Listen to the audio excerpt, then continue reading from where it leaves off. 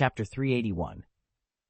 By the lake, Dumbledore engaged in a close conversation with the elderly mermaid patriarch, gathering details about the recent events underwater. Although they had a live video for reference, the first-hand account from the mermaid was invaluable. After the discussion, Dumbledore stood up, his posture straight and authoritative.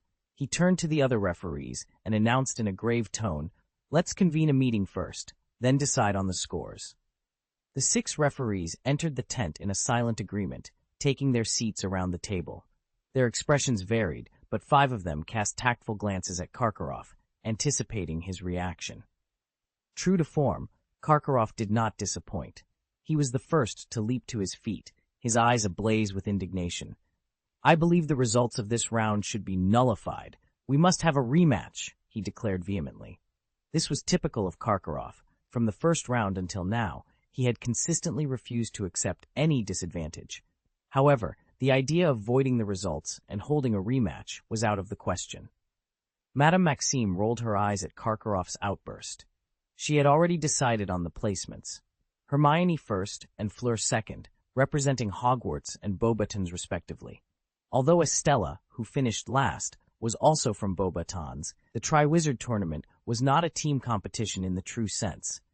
There would be only one champion, and Madame Maxime was not about to compromise Fleur's score for Estella. Karkaroff, with a frown, voiced his suspicions. "We're all aware of the emergency deep below the Black Lake. The lake fairy mentioned that the giant squid became agitated due to human interference. I suspect that all magical creatures in the lake were affected, significantly increasing the challenge," he argued, gesturing emphatically. "Competing under such abnormal conditions doesn't accurately reflect the contestants' abilities. Rushing to score them under these circumstances is a grave injustice." Madame Maxime's response was swift and fierce. "Any incident that occurs underwater is part of the competition. Despite unforeseen events, all contestants face the same conditions, ensuring fairness," she countered, her sarcasm evident as she mocked Karkaroff's complaints. "Why would the giant squid target only Durmstrang's champions and not Granger, Fleur, or Potter? It's not the competition's fault if they couldn't handle the challenge." Dumbledore, who had been quietly observing, interjected with a note of seriousness. "This is not the time for such accusations, Igor. Our focus should not be on the possibility of a rematch, but on addressing potential threats," he cautioned, his voice deep and solemn. "The individual responsible for agitating the giant squid is likely the same person who tampered with the Goblet of Fire, forcing Harry Potter into the Triwizard Tournament. This scheme is probably connected to Voldemort." At the mention of Voldemort's name, Karkaroff's demeanor changed drastically. He ceased his objections and covered the dark mark on his arm as if it pained him. This time, he refrained from his usual unreasonable protests and did not engage in a heated debate with Dumbledore. It was clear that Dumbledore's words struck a chord, reminding Karkaroff of the increasing activity of the dark mark on his arm, a constant alarm signaling the ominous resurgence of Voldemort. Ethan knew very well that Voldemort was capable of targeting Harry Potter under these circumstances. In the midst of a heavy silence, the elder Barty Crouch, who had been quiet until now, suddenly coughed twice, breaking the tension. "Dumbledore is correct, but the issue of finding Death Eaters can wait. For now, we must address the audience outside," Crouch said, his voice laden with concern. "How do we explain everything?" The Lady in the Lake's words were heard by everyone present. This question plunged the room into a brief silence as they all recognized the gravity of the situation. Mishandling it could tarnish the reputation of the three schools involved in the Triwizard Tournament and undermine the credibility of the International Cooperation Department and the Sports Department of the Ministry of Magic. "I have an idea," Ethan suddenly said, drawing everyone's attention. "The Triwizard Tournament is at a critical point, and we cannot simply halt it. The champions must continue in the competition, so we need to mitigate the impact of this incident without making it seem trivial." He continued, "In my view, the best approach is to link this to the positive news that's about to be announced, showing that while the situation is unfortunate, it remains under the Ministry of Magic's control." Bagman, understanding Ethan's suggestion, raised his eyebrows. "Ah, You're suggesting we connect this with the situation in Albania.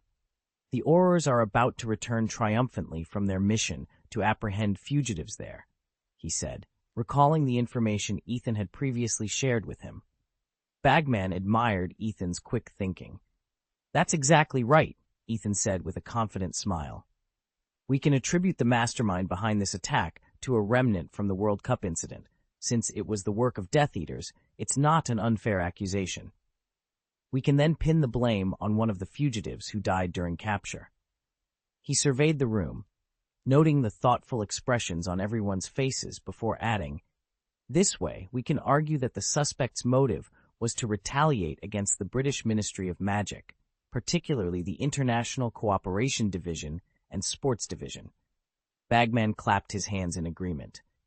That's a very plausible explanation. After all, Mr. Crouch and I were involved in organizing the World Cup and the Tri-Wizard tournament. They're seeking revenge for their capture at the World Cup by causing trouble at the Tri-Wizard tournament. Ethan elaborated, choosing a deceased person to take the blame ensures there's no evidence to contradict our story. We'll simply state that our astute Aurors quickly identified and pursued the culprit, who fled to Albania in a panic. Our forces ambushed him there, and when he resisted, he was killed on the spot.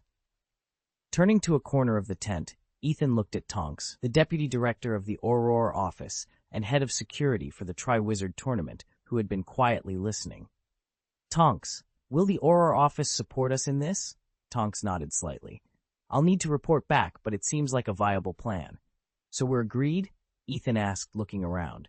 Everyone nodded, their expressions a mix of admiration and concern. What a formidable young man. How could he be so astute? Several headmasters pondered, impressed by Ethan's ability to devise such a plan. Such a skillful resolution, executed in the blink of an eye, positioned him on par with the most adept politicians in the Ministry of Magic. Dumbledore felt this most acutely. He gradually recognized that Ethan's intelligence was not limited to magic alone. Now, it was evident that he was also adept at managing affairs and understanding the intricacies of human nature. Had Tom Riddle possessed such finesse, he might not have resorted to terror so readily. Yet, the thought of such a talented young man succumbing to the darker aspects of magic was a prospect more daunting than Voldemort himself. Thankfully, there were no signs of that happening. Dumbledore exhaled deeply before announcing, "In light of this, we will present a unified front based on Ethan's statement. However, the specifics of how this information is disclosed will fall to the Ministry of Magic." "Certainly, no problem. Leave it to us," responded the three Ministry officials present, in agreement. Dumbledore nodded, surveying the room. "Then, it's time for us to proceed with announcing the competitors' scores." Update 4th. A new month has arrived, and I kindly request your support through custom orders, gifts, monthly passes, comments, and rewards. If you have any passes, please consider sending them my way. Your support is incredibly important to me. Chapter 382. Everyone in the tent straightened their expressions and walked out one by one. It was already noon, with the sun shining brightly overhead. The game had been unexpectedly delayed, causing them to stay in the tent for an extended period. The students in the stands, having grown impatient and hungry, were either standing or sitting, whispering among themselves. Some astute students had even begun to speculate about the true nature of the delay. Upon seeing Dumbledore and the others reemerge, the whispers in the stands ceased. Under the eager and curious gaze of the audience, Bagman cleared his throat and announced, "Ladies and gentlemen, we have finally reached a decision. Mr. Morente, the leader of the mermaids, has informed us of the events that transpired under the Black Lake. Combined with the footage of the game, we have determined the scoring for the Tri-Wizard tournament." He paused before explaining the scoring rules. This round, like the first, allows each judge to award up to 10 points. After eliminating the highest and lowest scores, the remaining average will constitute the competitor's score. Additionally, competitors who deciphered the Golden Egg's secret will receive a basic point, 3 points for successfully rescuing their hostage, and 2 points for returning within the allotted time. 4 points are at the judge's discretion. According to these rules, Hermione, Fleur, and Harry who returned on time, were guaranteed a minimum of 6 points. Bagman paused to build anticipation before continuing. Hermione Granger was the first to return to shore, taking less than 30 minutes, a full 10 minutes ahead of the second place. Her adept use of magic to transform into a half-water elemental and her skill in repelling Grindylows were impeccable. I personally award her 10 points. As he spoke, Bagman sent a beam of light into the air, which exploded to reveal the number 10, eliciting cheers from the crowd. Ethan, Dumbledore, and Mrs. Maxim also awarded 10 points, while Mr. Barty Crouch gave a 9. Next, Bagman expressed disbelief at Karkaroff's score of 6 points, questioning the lack of additional points. The students' boos drowned out his voice, with some even throwing shoes at Karkaroff. George launched a dung bomb, momentarily covering Karkaroff in stench, though he quickly dispelled the smell. Despite the low score, it didn't affect the overall outcome.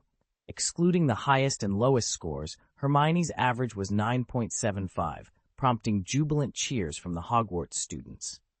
Next is Miss Fleur Delacour, Bagman announced, praising her transformation into a mermaid and her ability to tame a water monster, though noting she was 10 minutes slower than Hermione.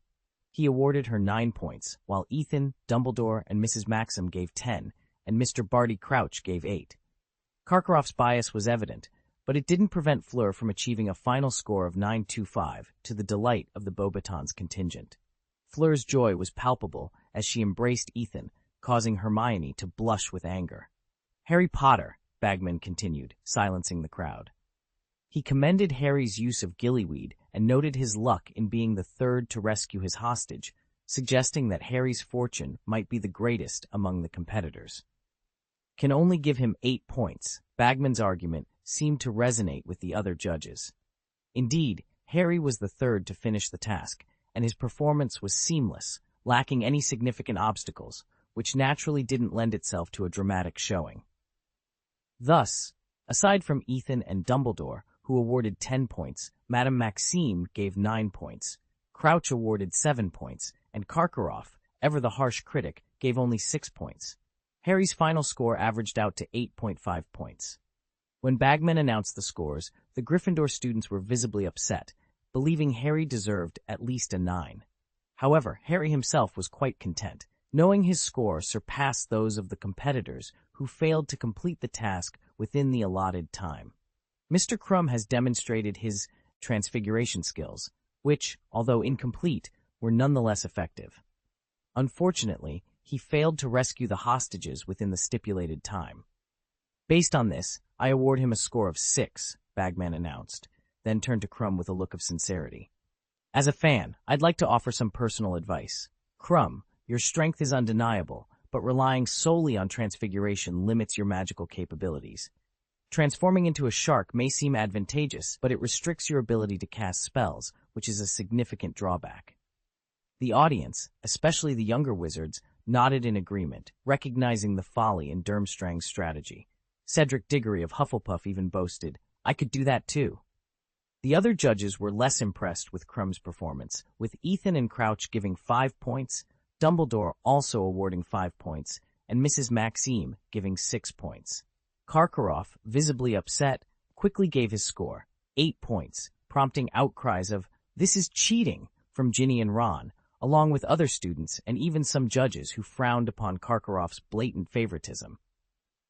I believe Krum's transformation skills are exceptional, surpassing those of his peers. Despite encountering numerous Grindylows and failing to complete the task on time, we shouldn't dismiss his effort, Karkaroff argued, ignoring the murmurs of disapproval. However, his score was ultimately discarded as the highest, leaving Krum with a final score of 5.75 points, the same as Polyakov. Estella Dumont's performance was next. Miss Dumont demonstrated excellent use of the bubblehead charm. She could have completed the task on time, but unfortunately she was attacked by a giant squid, lost her hostage, and had to spend considerable time searching. Considering these circumstances, I personally award her a score of 5. This score was considered low compared to Krum's, but relatively high for Estella, given that she ultimately relied on mermaids to retrieve the hostage, failing to complete the task independently. Sparse applause echoed from the stands, primarily from her admirers at Hogwarts. The Beauxbatons students were visibly embarrassed, while Estella herself remained calm, comforting her rescued friend, who had been checked by Madame Pomfrey and found to be unharmed. "I should get 0 points," Estella humbly suggested, but the judges, choosing to encourage her efforts, unanimously awarded her 5 points. Karkaroff awarded her 1 point, bringing her final score to 5 points. Krum stood by the lake, his expression darker than the waters of the Black Lake itself. In a fit of anger, he punched the tree trunk beside him, causing the frozen ice clinging to it to fall upon him. He hastily jumped back, his embarrassment momentarily overshadowing his anger, which only grew stronger. It was clear to him that Estella hadn't found the hostage on her own. Luck had played a significant role, yet her score was only marginally lower than his. He found this hard to accept. Nonetheless, the majority seemed to agree with the final scores, and there was a round of encouraging applause. This True Wizard tournament sees an unprecedented 6 wizards competing. Additionally, this year's competition includes an unprecedented 4 tasks. The third task is not the traditional final. It will take place on February 24th, Bagman announced. The champions will be informed about the specifics of the task half a month in advance. Thank you all for your continued support of the champions. Chapter 383, The Aftermath of the Second Task. The second game of the Triwizard Tournament had concluded, but the challenges for the champions and hostages were far from over. Madame Pomfrey, ever diligent, escorted them back to the castle for a thorough examination in the infirmary before they could change into dry clothes. The hostages, in particular, were required to remain under observation until 6 p.m., a precaution taken due to their unconscious state the night before and early morning exposure to the cold waters of the Black Lake. The biting cold of late January was not to be underestimated, and Madame Pomfrey was taking no chances with their well-being. Meanwhile, the champions were allowed a brief respite to join the celebration with their fellow students, but were expected to reconvene in the evening for interviews with the media. Harry was quickly swept away by the enthusiastic Gryffindors, while Hermione opted to celebrate with members of the erudite society.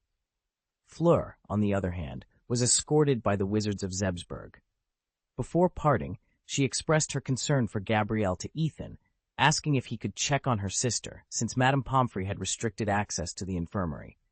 Ethan, after a moment's hesitation, agreed, allowing Hermione, Zhang Chu, and the others to proceed without him. Madame Pomfrey, who usually denied entry to the champions, made an exception for Ethan. This was likely due to Ethan's frequent contributions to her pharmaceutical research. Recently, Ethan had been experimenting with a diluted version of the rejuvenation elixir, adding other ingredients in an attempt to create an affordable, high-quality recovery potion for Tonks and her team. This endeavor also resulted in the creation of a special faucet for the bath in the tower. Madame Pomfrey had been particularly impressed with the recovery potion, earning Ethan her favor and willingness to engage in friendly conversation and grant him access when needed. Inside the infirmary, the hostages were finding ways to pass the time, none willing to sleep after their enforced slumber the previous night. The arrival of Ethan sparked a mix of reactions. Ronnie hid under her quilt, while Ginny and Gabrielle greeted him with excitement, only to be promptly shushed by Madame Pomfrey for the noise. Ginny and Gabrielle, whose beds were adjacent and not separated by curtains, were in the midst of a whispered conversation when Ethan approached. Gabrielle, seizing the opportunity, pleaded with Ethan in a hushed tone to take her away from the boredom of the infirmary. Ethan, addressed affectionately as brother-in-law by Gabrielle, gently explained that he couldn't override Madame Pomfrey's authority. Gabrielle's frustration was palpable as she lamented the restrictive care at both Beauxbatons and Hogwarts, comparing it to being locked away with nothing but the smell of disinfectant for company. Ethan, attempting to lighten the mood, shared that Fleur was likely attending a celebration luncheon at Beauxbatons, hinting at the irony of their situations. Despite the circumstances, Ethan's presence brought a sense of comfort and distraction to the hostages, if only for a brief moment in the otherwise monotonous day. Ethan was well acquainted with the sweets that might grace the banquet table. Each time he mentioned a dessert, Gabrielle's mouth watered uncontrollably. "Oh, why must you torment me like this?" The young girl quickly realized Ethan's playful intentions and immediately covered her ears with her quilt, protesting, "I won't listen. I won't listen, you meanie." Ginny, witnessing Ethan teasing his best friend, couldn't help but cover her mouth and giggle. "Ha ha, you little glutton," Ethan chuckled, then reached into his coat. "Ta-da!" He revealed a dinner plate brimming with sweets. Among the treats Ginny recognized were chocolate mousse, a French fresh fruit tart, Napoleon pastry, French crepes, and a large cup of steaming milk tea. "Wow, is this for me?" Gabrielle's eyes sparkled, and she nearly drooled as the quilt slipped from her grasp. "Of course, your sister asked me to look after you, and I couldn't let you miss out on the feast," Ethan explained, placing the dinner plate before Gabrielle. "Thank you, brother-in-law. You're the best." The little girl planted a loud kiss on Ethan's cheek before diving into the delicious spread. It was a welcome change from the bland, healthy meals at the school infirmary. Ethan then turned to face Ginny, who looked on with anticipation. Smiling, he said, "How could I forget our Ginny?" He presented her with another dinner plate, identical to the first. "This is from Hermione," he added. Ginny accepted the plate, saying, "Thank you, Ethan, and thank Hermione for me." She knew, however, that Ethan was the true provider of this feast.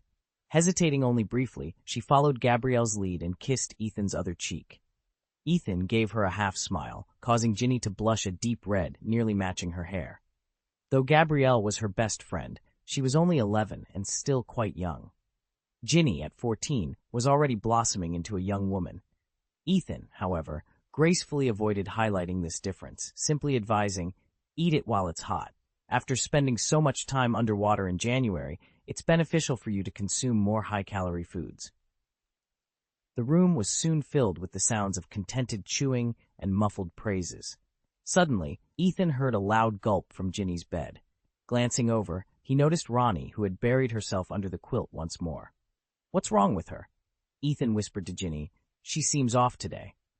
Ronnie had her true identity revealed by me today, so she's been avoiding me," Ginny explained after swallowing an almond biscuit. Ethan looked at her, surprised. "You figured out her identity? Wait, how did you know she was actually Ron?" "I've known since Christmas Day," Ginny said, somewhat proudly. "It's easy to recognize Ron. Your potion only changed the gender. Even the freckles remained the same." "So you knew it was me who provided the potion," Ethan said, caught off guard. He had inadvertently exposed someone to a gender change potion and was now being confronted by his sister. Ethan was at a loss for words, but Ginny, understanding, spared him the need to explain. "Don't worry, Ethan. I don't blame you," she whispered, as if talking to herself, yet confiding in him.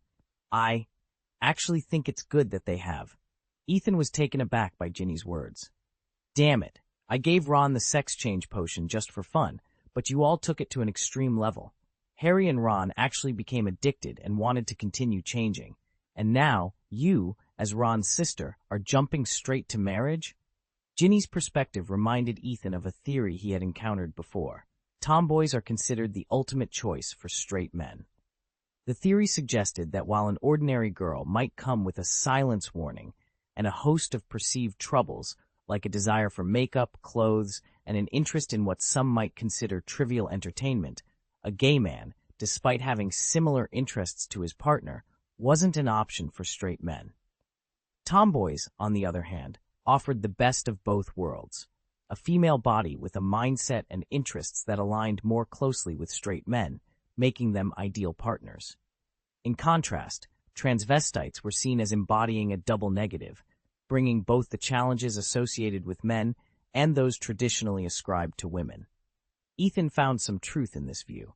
Among his many female friends, Cyrilla and Hermione were his favorites because they shared a more masculine way of thinking.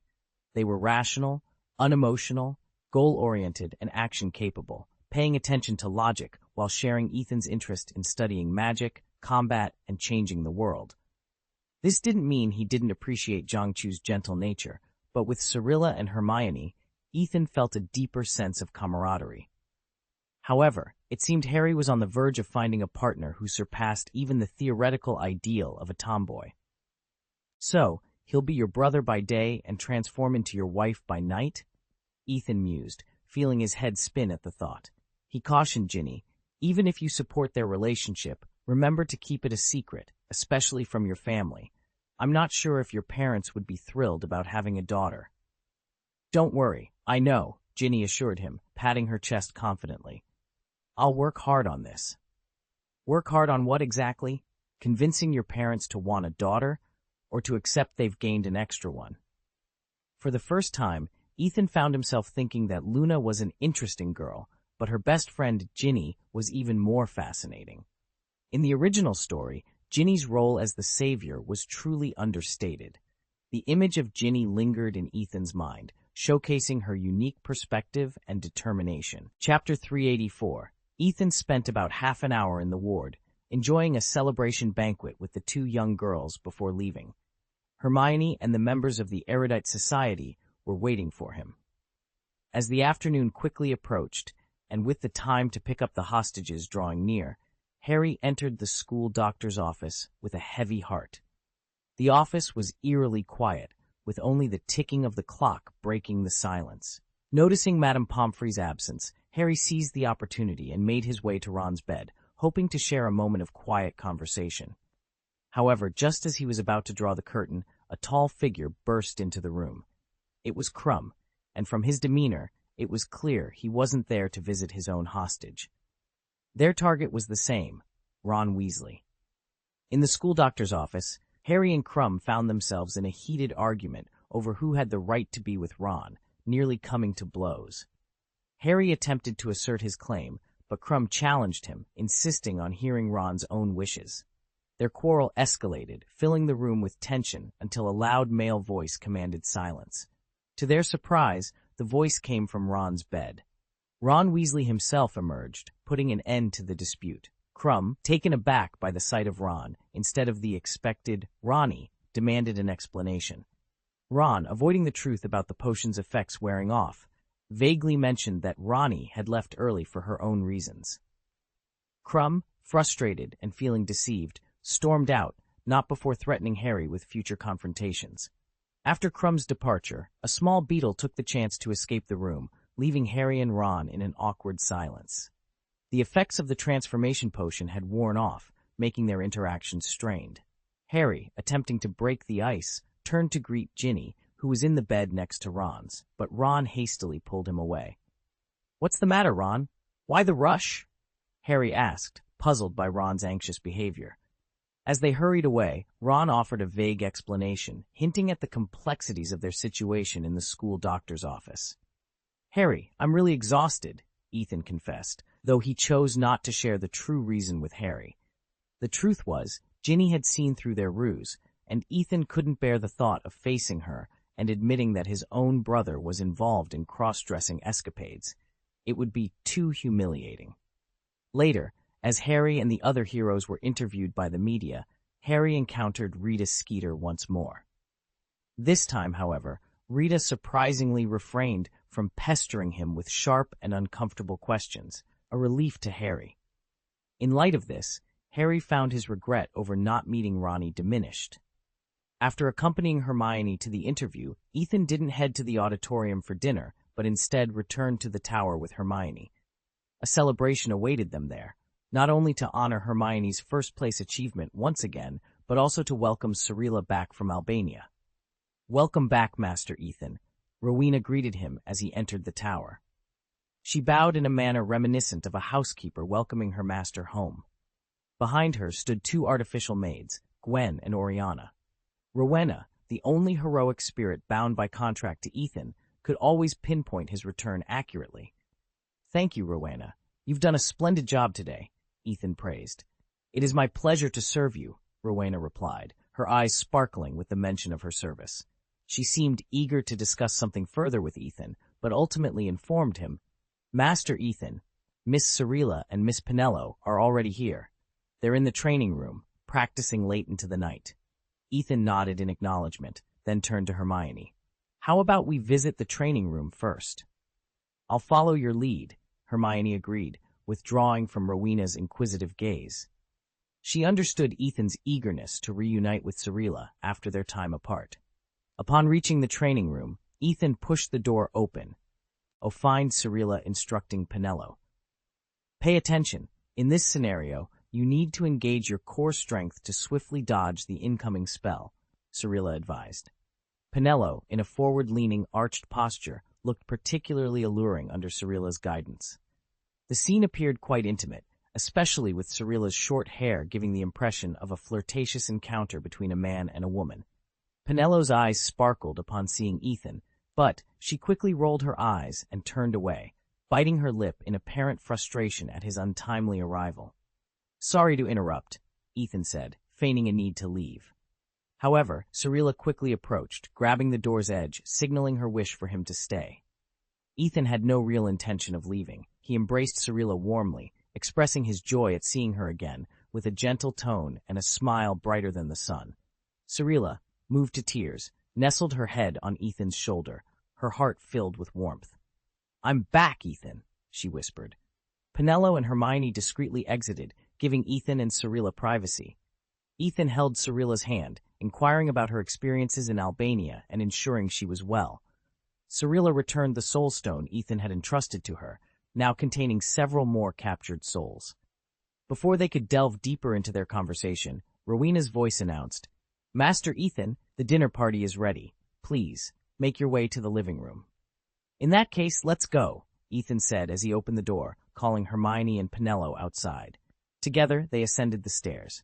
Upon reaching the top, Ethan saw Jaina orchestrating the placement of exquisite dishes onto a large table in the hall. She was clad in an elegant blue-purple robe, her smile radiant. Upon noticing Hermione, she extended her arms for a warm embrace. "Congratulations, Hermione, you've secured first place again," she exclaimed. Hermione's cheeks flushed with excitement, thrilled by Jaina's recognition. If Ethan was the person she admired most, then Jaina was undoubtedly her idol. As Hermione's aspirations became clearer, Jaina emerged as the epitome of who she aspired to be. A rare female figure in the Ministry of Magic, Jaina had climbed the ranks on her own merit, without the backing of an ancient family. Renowned for her proficiency in government affairs, she was celebrated as a capable official and a powerful witch, setting a benchmark for strong women within the ministry. Indeed, Hermione was not alone in her admiration. Many young women aspiring to join the ministry regarded Jaina as the ultimate role model. Meanwhile, Ethan noticed Zhang Chu and Luna already seated at the dining table, dressed and ready for the banquet. Luna, with a silver fork elegantly held between her slender fingers, was playfully engaging with it.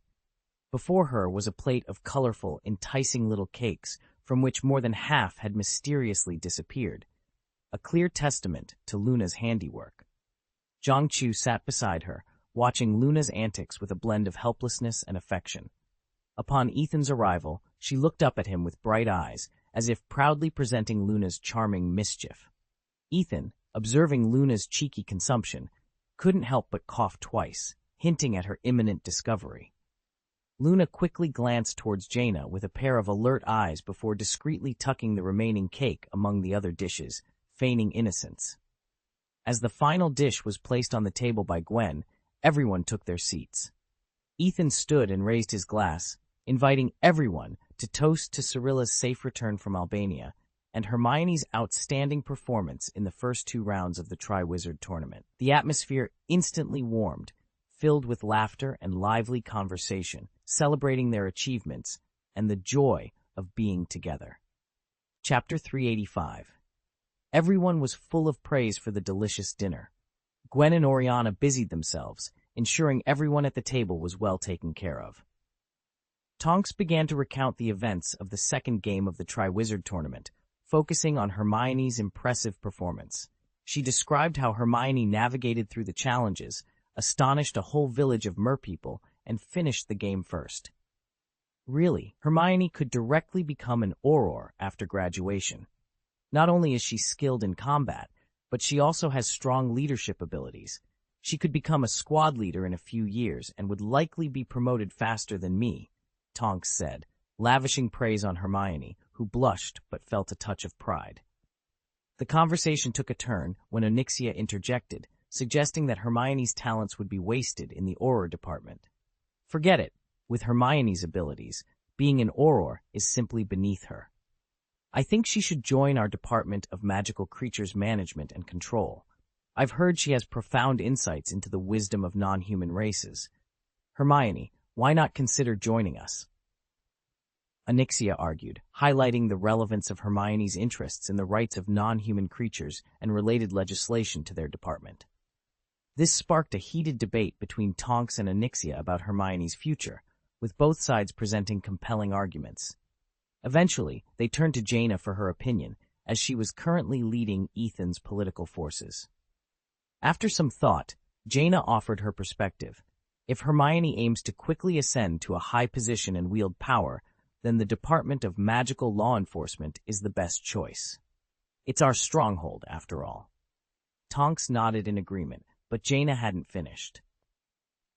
However, if Hermione isn't in a rush, joining the Department of Magical Creatures Management and Control could be more beneficial in terms of broadening our overall influence.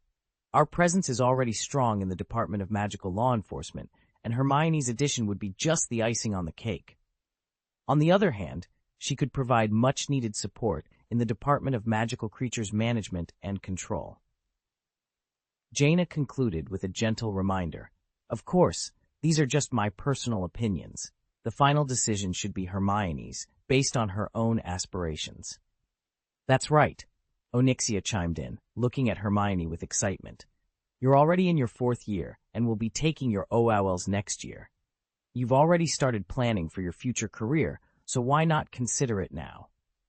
Caught between Tonks and Onyxia's enthusiasm, Hermione felt both worried and flattered.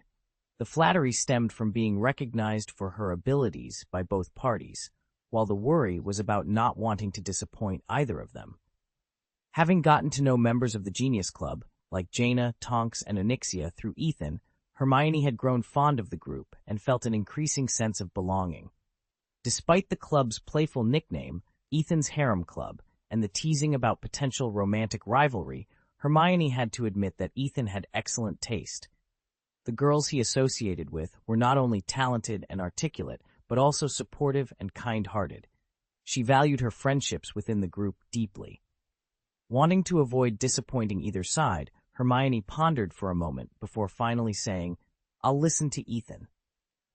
Her words triggered laughter around the dinner table, and she quickly realized the implications of her statement, her face turning a deeper shade of red. Ethan, visibly flustered by the turn of events, sighed helplessly before speaking. Why must we rush to make such decisions now? She still has a year before graduation. Isn't it possible we'll see progress in that time? He waved his hand dismissively, adding, perhaps by the time she graduates, Gianna will have risen to become the Minister of Magic. Then, choosing any position would be straightforward. There's no need for concern at this moment. This whole debate is making me embarrassed. It makes me sound like a dictator, Gianna retorted, rolling her eyes at Ethan. I'm not sure if you're a dictator, but after spending time together, Bagman certainly seems like a jester, Ethan remarked, drawing nods from several young witches around them. Indeed, to the discerning eye, Bagman's flattery towards Ethan and Gianna was obvious. Yet Ethan's point stood strong. Over the past few years, Gianna's influence had indeed ballooned, making such aspirations feasible. This was likely why Bagman was so sycophantic, sensing a promising future with her. Thus, the discussion regarding Hermione's employment concluded. Onyxia, eager for more, prompted Tonks to continue with the next game's recount. As Tonks described Fleur's performance, Gianna interjected, "From what you've said, Fleur sounds like a beautiful and capable girl. Ethan's taste in girlfriends remains impeccable as always." Ethan, who was eating, choked on his food upon hearing her words and coughed violently, shooting Gianna a resentful glare. "So, you're implying you're a dictator then?" he managed to say between coughs. He felt Gianna had deliberately provoked him. Although he and Fleur had indeed been close recently, such matters were usually left unspoken, understood tacitly, rather than discussed openly. Ethan preferred to keep his romantic life private, maintaining that they were just good friends to avoid awkward admissions. However, Gianna's comment had clearly stirred the pot, drawing several sharp glances his way. After Tonks finished her recount, Gianna sighed. The fairy of the lake battling the giant squid. If only I weren't so swamped with work at the Ministry of Magic, I would have loved to watch the game in person. Indeed, Onyxia agreed. Hearing about it again makes me realize how interesting these human-organized events are. I'd love to see one for myself. It's actually possible, Ethan chimed in.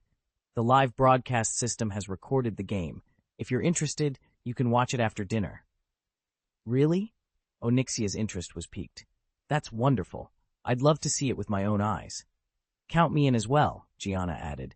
This means the live broadcast system can store recordings? Zhang Chu was surprised. That's fantastic. It would be even better if this system could be widely adopted for Quidditch matches. It would allow those who couldn't attend the games to still enjoy the team's spectacular performances. Among the girls, Cirilla and Zhang Chu were the most enthusiastic about Quidditch. However, while Cirilla preferred playing, Zhang Chu also followed various Quidditch events closely. Hearing this, Ethan explained, Actually, Bagman is working on implementing exactly that. This Triwizard tournament serves as both a trial and a promotion for the live broadcast system. If it's successful here, introducing it to the Quidditch leagues in the Yin Kingdom will be much easier. And even the future of the world. Hermione suddenly interjected. But if you want everyone to see the Quidditch video, the live broadcast system alone won't suffice. She continued, Muggles have been able to do this for a long time because each of us has something called a TV at home, which can receive various videos from TV stations. Ah, TV. Hermione's words immediately piqued Zhang Chu's interest. I've watched Ethan's TV a few times before, but the movies I watched were all Muggle movies. Can I still watch Quidditch videos? Muggles can't play Quidditch, Hermione explained, somewhat exasperated. However, Muggles have their own favorite sports, such as football. Of course, we can watch sports videos on TV. Zhang Chu nodded, seemingly understanding. Oh, I see. Then she turned to Ethan. Why can't we wizards also make a TV? This is a good question, Lai chimed in, his interest also piqued. To achieve the same effect as Muggles, we not only need to modify a TV but also have a TV station that broadcasts programs and a production department to create these programs. But that's not a problem. I can easily handle all of these by modifying Muggle equipment. Why don't we establish a wizarding TV station? Jaina immediately looked at Ethan, and the others also focused their attention on him. As the core of the entire Genius Club, the person who unites everyone, they all recognized Ethan as a true wizard of ideas. Each of the prophecies, new ideas, and inventions he has introduced has proven to be effective. Given that everyone's overall strategic planning and progress goals align with Ethan's vision, hearing his proposal to start a TV station sparked everyone's interest. The narrative shifts to Cirilla. Update for Truth. Additional update. The new month has arrived, and I kindly ask for your support through subscriptions, likes, monthly votes, comments, and rewards. If you have any votes, please consider giving them to me as the author. Your support is incredibly important to me. Chapter 386, The Wizarding Wireless Network. To everyone's surprise, Ethan didn't immediately delve into the topic of the TV station. Instead, he began with a discussion about the radio station. Have you all heard of WWN? He asked. WWN stands for Wizarding Wireless Network, also known as Wizards Radio. It's a highly popular, comprehensive radio station in the wizarding world. Or, to put it another way, it's almost the only formal wizarding radio station in the entire United Kingdom. This mention didn't stir much in Muggle-born wizards like Hermione or visitors from other worlds such as Cirilla and Jaina. However, young wizards from wizarding families like Zhang Chu and Tonks were deeply familiar with it. I've heard of it! I've heard of it! Tonks exclaimed with interest. I've loved listening to WWN programs since I was a child, especially Magic Hour by Glenda Chittock. The Weird Sisters often appear on this program. Zhang Chu also shared his experience with WWN. Actually, my mother likes Magic Time because they play songs by Celestina Warbeck, who is my mother's favorite singer. Luna added, my dad enjoys listening to Toots' rooting show. He recently learned how to peel Gordig roots from this show. After listening to their impressions of Wizard Radio, Ethan nodded. Although there is no television station in the wizarding world, radio stations have been established, inspired by Muggles. The impact of television on the wizarding world can be fully understood by looking at the example of radio. He then systematically introduced the advantages of radio over traditional paper media. Radio transmits information through sound, which is more immediate and engaging. Unlike reading newspapers, which requires time and energy, radio is more convenient. People can access information anytime and anywhere through radio, even during their busy lives. He gave an example to illustrate his point. People can't read newspapers while working, but a housewife can cook and listen to the radio at the same time. Zhang Chu agreed, saying, "My mother always does this." Ethan continued, "We can see that among the younger generation of wizards, the influence of wizard radio is growing. It has reached a point where it can compete with traditional print media. The former was just a new thing more than 10 years ago, but the latter has been deeply rooted in wizard society for hundreds of years." Hermione immediately thought of Muggle history.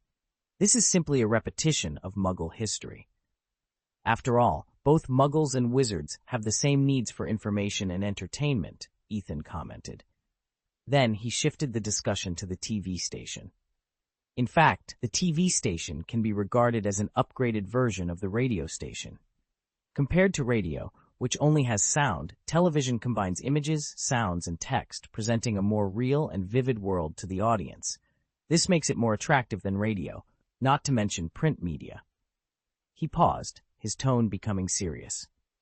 The most important thing is that TV stations have stronger emotional appeal, and their publicity effects are far superior to traditional media. We need this kind of publicity method. Onyxia reminded him, "Didn't we already have the Quibbler? The preliminary preparations and reports about the Sage and the Howling Monster have been completed. Now everyone knows that the Quibbler has introduced 2 more fantastical species. All you have to do is submit the relevant research paper to the Annals of Fantastic Beasts, and the contrast of fantasy coming true is enough to push the influence of the Quibbler to a new level." "Is your progress so fast?" "That's great, I'll remember this," Ethan responded with pleasure. However, he added, "Just having the Quibbler is not enough. This is just the first step for us to influence public opinion and a way to cultivate our own media personnel. We need to have greater control over public opinion." Ethan pondered the existing influence of traditional print media and concluded, "We can only surpass it through TV stations." He then shared an example to illustrate his point. You might not be aware, but the first televised Muggle election in the United States was a pivotal moment. It showcased the power of television in shaping public opinion. During that broadcast, the 2 presidential candidates, Nixon from the Republican Party and Kennedy from the Democratic Party, engaged in a debate that significantly influenced the election's outcome. Gianna, intrigued by the discussion and considering her own ambitions to become the Minister of Magic, expressed her interest in hearing more. Ethan elaborated, "In that televised debate, Nixon, despite his experience and policy knowledge, lost to Kennedy due to his poor image and nervous performance. Kennedy, on the other hand, won over voters with his confidence and calm demeanor." As Ethan spoke, he couldn't help but admire Gianna, which made her blush under his gaze. "What are you looking at?" she asked, feeling self-conscious. Ethan complimented her sincerely. "I'm just admiring how beautiful my sister Gianna is." Gianna modestly brushed off the compliment. "Oh, come on. I'm already in my 30s. I can't compare to the younger girls." Ethan and the others quickly reassured her, praising her beauty. Indeed, thanks to magic, Gianna's appearance was well preserved, making her look as young as Tonks. This was a testament to the advanced magic of their world, where even those of considerable age could maintain their youthful appearance, unlike in the Harry Potter world, where age was more visibly apparent. However, the conversation took a turn when Onyxia questioned the sudden shift to discussing Gianna's appearance instead of the TV station initiative. Ethan explained, "I believe that once we introduce television to the wizarding world, Gianna's beauty will be an excellent form of publicity." He playfully touched Gianna's face, joking about how her appearance would be more appealing than Fudge's, which led to laughter among the group. Despite the humor, everyone understood Ethan's point. Leveraging Gianna's image could indeed be a strategic move in their campaign. The discussion highlighted not only the potential of television in influencing public opinion, but also the importance of image in politics, drawing a parallel between their magical world and the Muggle presidential election. Kennedy's ability and qualifications were significantly inferior to Nixon's. However, Kennedy's youth and excellent image, coupled with his astute use of television propaganda, amplified his advantages in this area and led to his victory over Nixon.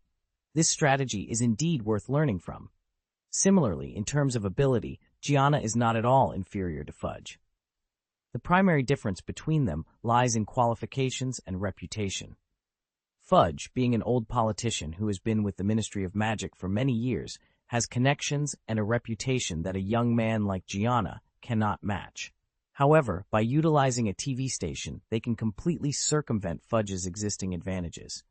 You put it this way, establishing a TV station is indeed a good idea, Onyxia said, having grasped the essence of the TV station. She immediately revised her previous stance and fully agreed with Ethan. Hey, I watch TV every day at home. Why didn't I think of this? Hermione exclaimed, slapping her thigh in frustration. She felt embarrassed, believing her Muggle background had been wasted. It seems that establishing a wizard TV station can be our next goal, Jaina decided. Although the TV station is a novel concept and might be initially rejected by the generally conservative wizarding community, if the wizarding world has accepted the radio, it can surely embrace television. But convincing Fudge will still require an opportune moment. After the Dark Lord's resurrection, opportunities will be plentiful, Ethan said with a slight smile. After all, we control most of the Auror Force. Once the Death Eaters become rampant, Fudge will have many reasons to seek our assistance. So, at this dinner table, they all made plans to establish a TV station. But there's just one thing to note, Ethan suddenly added. Sister Gianna must not ride in a convertible by then. Gianna was puzzled, represented by a question mark. Pictured is Onyxia. Chapter 387, Cirilla's Tales and Future Plans. After the conversation shifted from television, Ethan requested Cirilla to share her combat experiences in Albania. It was unanimously agreed that Cirilla possessed a remarkable talent for storytelling. While she might not have been as entertaining as Tonks, her adventures in Albania were far more exhilarating than the minor skirmishes of the Tree Wizard tournament. All the ladies present were captivated by her tales, with even Hermione expressing admiration. The stories you've shared could easily be turned into an adventure novel. Jiangqiu joined in the praise. Cirilla, your efforts have significantly contributed to the safety of the magical world. It's an honor, Cirilla responded, though a hint of sadness crept into her voice. It's unfortunate that despite capturing many fugitives, we can only imprison them. Their heinous crimes warrant more severe punishment, yet our hands are tied. Jaina expressed her helplessness. With Fudge in power and the unique circumstances of our nation, we're limited in what actions we can take. We can only make minor changes under the radar. Cirilla quickly reassured her. I understand the difficulties you face, Gianna. It's just hard to accept at times. Don't worry, this situation is temporary, Ethan comforted her. With the Dark Lord's return, the magical world will inevitably face turmoil. This will lead to a demand for justice against criminals. When Gianna replaces Fudge as minister, we'll have the chance to reform society and revise the laws. Cirilla nodded, filled with trust. Ethan then turned to Tonks, who was discreetly enjoying a beer. Tonks, Cirilla needs a break from frontline combat. She'll work as a clerk in the Auror office for a while.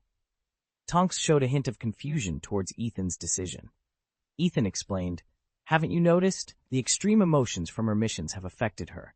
It's crucial she takes a step back to recover. This will also give me time to focus on teaching Hermione and Jiangqiu. Cirilla, playing with her wand, looked up at Ethan, but didn't object. As the evening progressed, Jaina suggested, it's getting late. Let's all head back and rest. Regarding today's meeting, I'll need to handle the confidentiality at the Ministry of Magic. Penelo, come with me. Cirilla, you stay here and rest. Tomorrow, you'll receive your job transfer letter, Tonks decided, always preferring to be efficient with her duties. After polite farewells, everyone dispersed, heading either to the Ministry of Magic or back to Hogwarts. Before Onyxia could leave, Ethan stopped her. Oni, as the head of our Department of Management and Control of Magical Creatures, Remember to collect samples from any dangerous creatures you encounter. I'm planning to arrange an Imagus training for everyone soon. Onyxia, intrigued, asked, "And what's my reward for completing this task?" Ethan pondered for a moment before suddenly stepping forward, capturing Onyxia's chin and kissing her deeply. The unexpected gesture left the female black dragon stunned. It wasn't until their tongues nearly entangled that she pushed Ethan away, a mix of confusion and surprise in her reaction. You, and I are not like your human females. I can't just be swayed by your presence. Don't think you can use that method to deal with me. Seeing the other party bristle like a threatened cat, Ethan said slowly, "Is that what you think? Then who was it that clung to me just now?" "You, Humph. We'll see." It seemed Ethan had touched a nerve, revealing a side of her heart she didn't want to show. Onyxia, flustered and angry, left a harsh word behind, turned, and stormed off. In the blink of an eye, only Ethan and Cyrilla remained in the tower. Their eyes met. Ethan noticed the girl's eyes seemed to be alight with a fiery passion, yet also shimmered as if holding back tears. "I understand, Ciri," Ethan nodded. "Don't worry, I will use my method to dispel the darkness in your heart, just like last time." Ethan embraced the girl, carrying her back to the room upstairs. Some psychological issues require a profound love to heal. The next day, the rare spell of good weather during winter finally ended, and Hogwarts was once again enveloped in clouds, ice, and snow. Typically, except for the Quidditch enthusiasts who braved the wind and snow for practice, most students would become sluggish and lazy, abandoning nearly all outdoor activities except for essential class studies. They would rather sit in the lounge, read a book, or play chess. But today was different.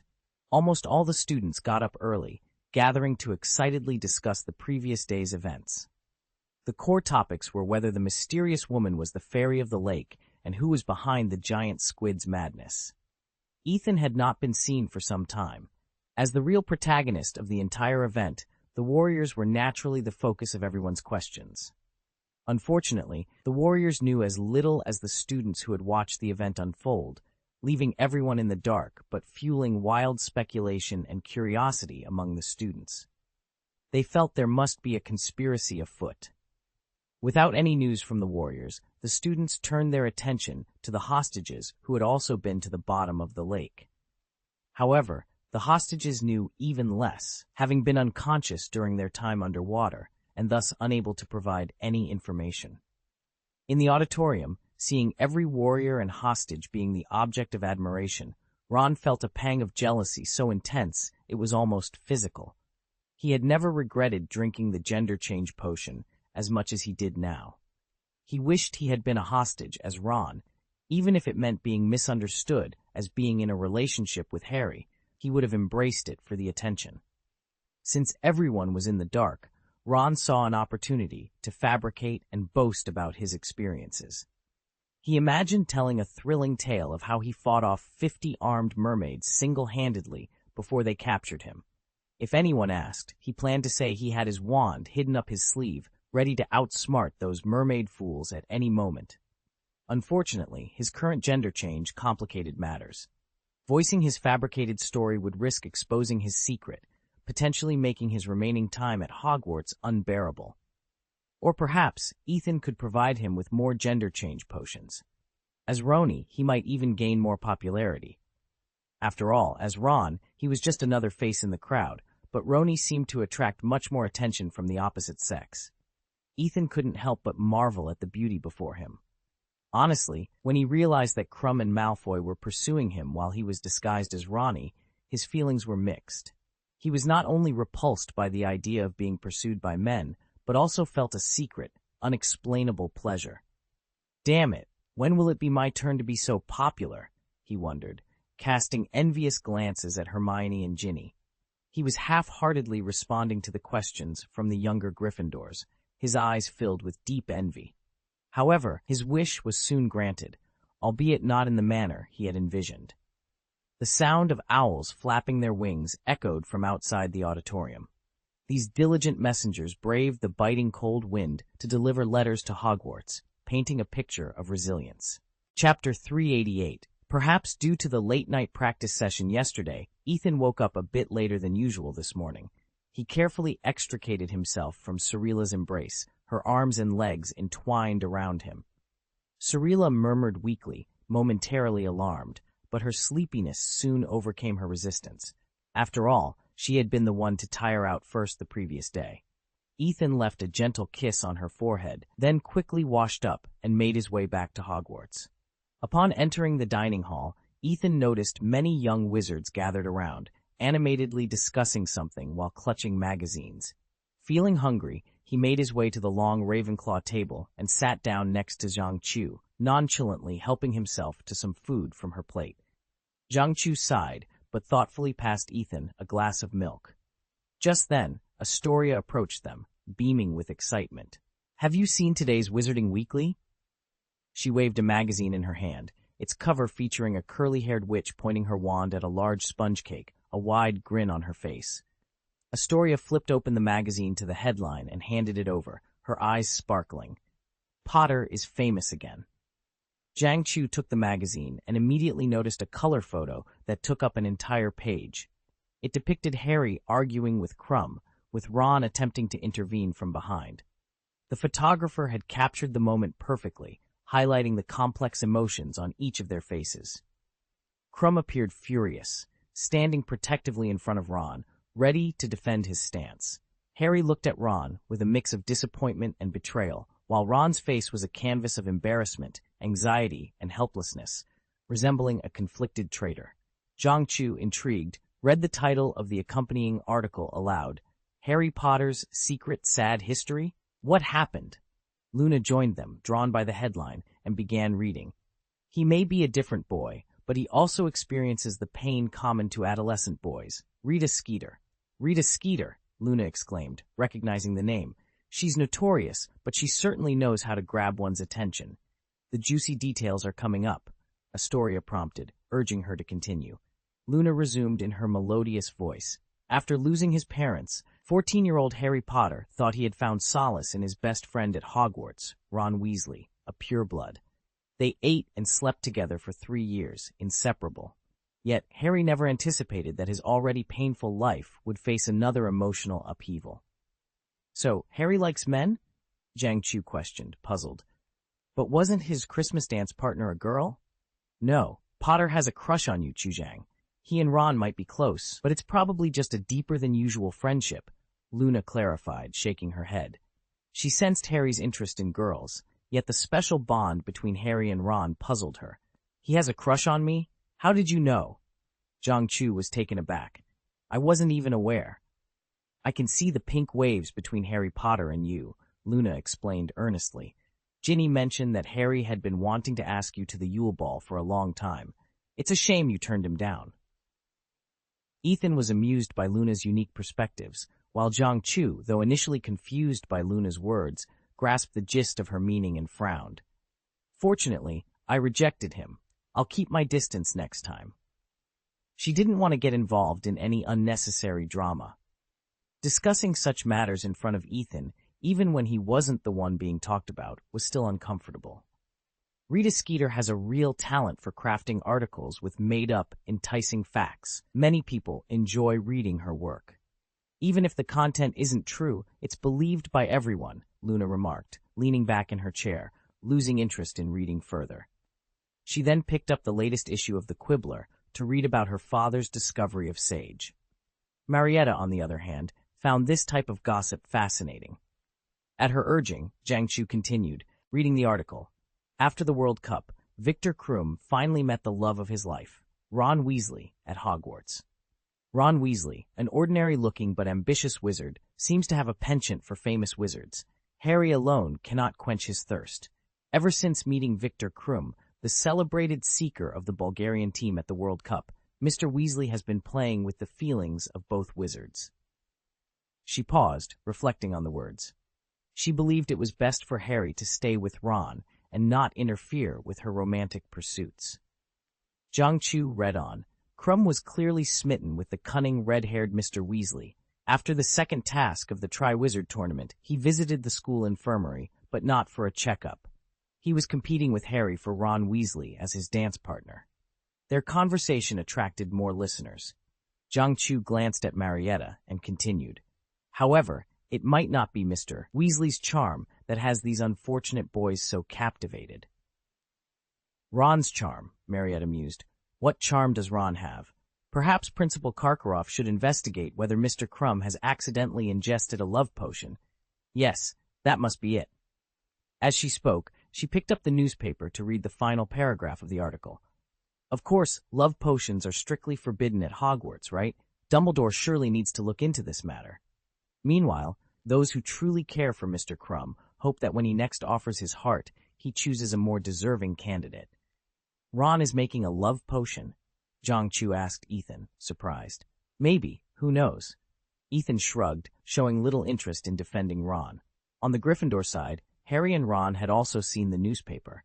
After reading it, Harry angrily threw the paper to the ground. I thought she had changed, but here's another report like this. But how did she get that photo? He looked at Ron, asking, Did you see Rita when you were in the infirmary? No, Ron replied blankly. Except for the patients, you and Crumb were the only ones there. They were puzzled about how the photo was taken. Finally, Harry reminded Ron, we should avoid Rita Skeeter in the future. She's portrayed you as, what was it? A mistress, a slut, a beach-like person. Mistress? Beach. The paper said I was the boyfriend. Ron immediately protested. Harry was left speechless by his response. Don't get caught up in the details, you fool. You're not actually gay. Chapter 389. After finishing breakfast, Ethan began to read the day's newspapers. The disputes between Ron, Crumb, and Harry, as vividly fabricated by Rita Skeeter, made him shake his head in disbelief. Despite knowing the truth, Ethan couldn't help but feel intrigued by the story, almost believing that there was an inside story among the three. Wizard Weekly, like other magazines, inevitably covered the second game of the Tri-Wizard tournament. They all reported on the battle between the Lake Fairy and the giant squid, but were clueless about the Lake Fairy's identity and the mastermind behind the scenes, offering various perspectives. Ethan set aside Wizard Weekly and opened the Daily Prophet, which generally reflects the official stance of the Ministry of Magic. The reports on the Lake Fairy and the giant squid dominated most of the page. The coverage was very positive, acknowledging Rowena as the Lake Fairy who guards the Black Lake. The Daily Prophet aligned with Ethan's explanation regarding the giant squid's madness, revealing the sabotage incident of the Tri-Wizard tournament. The Aurors had successfully tracked down and eliminated the mastermind behind the chaos.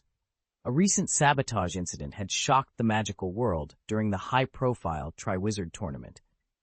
Fortunately, the Aurors initiated a swift investigation, uncovering crucial clues that led them to the mastermind, Morse Adonis. Known for his ferocity, cunning, and caution, Adonis had been involved in numerous major cases and was a felon on the run since the World Cup night. Realizing the Aurors were on his trail, he fled to Albania. However, the Aurors raided one of his hideouts in London, finding key evidence linking him to the attack on the Tri-Wizard tournament as retaliation for the Ministry's actions on World Cup night. Miss Nymphadora Tonks, Deputy Director of the Auror Office and Head of Security for the Tri-Wizard tournament, made a prompt decision to send an Auror team to Albania. With the cooperation of the local Auror team, they successfully located Adonis. Despite attempts to persuade him to surrender, Adonis resisted fiercely. Squad leader Cyrilla Leonlund took decisive action, resulting in Adonis's death during the confrontation. Evidence and the pre-flashback curse from Adonis's wand confirmed his guilt, bringing the case to a close. The successful resolution of this incident showcased the Auror's professionalism, efficiency, leadership, teamwork, and courage. Their excellent detective skills and quick response significantly contributed to the security and stability of the magical world. This operation, reflecting the effectiveness of the reforms under Deputy Director Jaina Proudmoore, earned the Aurors widespread respect and gratitude for their hard work and selfless dedication. In the magical world, there is a collective hope that recent events will not only be resolved, but also serve as a catalyst for broader awareness and cooperation to preserve the peace and harmony of our realm. Ethan found himself in agreement. It was foreseeable that the Daily Prophet would endorse or even justify his use of dark magic. With Gianna and the others present, there was no concern about the newspaper's portrayal of the events. Ethan then turned his attention to Luna's The Quibbler, which covered the same news, but with a focus on the Lady of the Lake. The article presented several perspectives supporting the existence of a lady in the Black Lake, making a compelling case. The Quibbler also hinted at the possibility of a mastermind behind the scenes, yet its tone was more optimistic than that of the Daily Prophet, lauding the Auror's efficiency in handling the situation. Ethan couldn't help but chuckle after reading it. Owning the newspaper had its perks, allowing for a bit of embellishment in reporting. This was the power of controlling public opinion. However, not all publications shared the same view. Wizarding World News, a self-proclaimed rival of the Daily Prophet, along with the notorious gossip tabloid Rumor, and a Frank's H newspaper Voice of the Gargoyles, Lacree, offered different perspectives. They suggested that the Auror's swift resolution of the case was suspicious, hinting at a larger conspiracy. Their skepticism, especially Voice of the Gargoyles, which claimed the incident was a mass persecution of innocent wizards by the Ministry, was largely baseless. Yet they inadvertently stumbled upon some truths. Rumor, in particular, lived up to its name by suggesting that the Lady of the Lake was a mere fabrication, and that the giant squid's frenzy was orchestrated by Hogwarts to draw attention to the Triwizard Tournament. The tabloid prided itself on publishing rumors, not verified news. Meanwhile, Cyrilla was in her office at the Auror department, having just arrived and not yet settled in.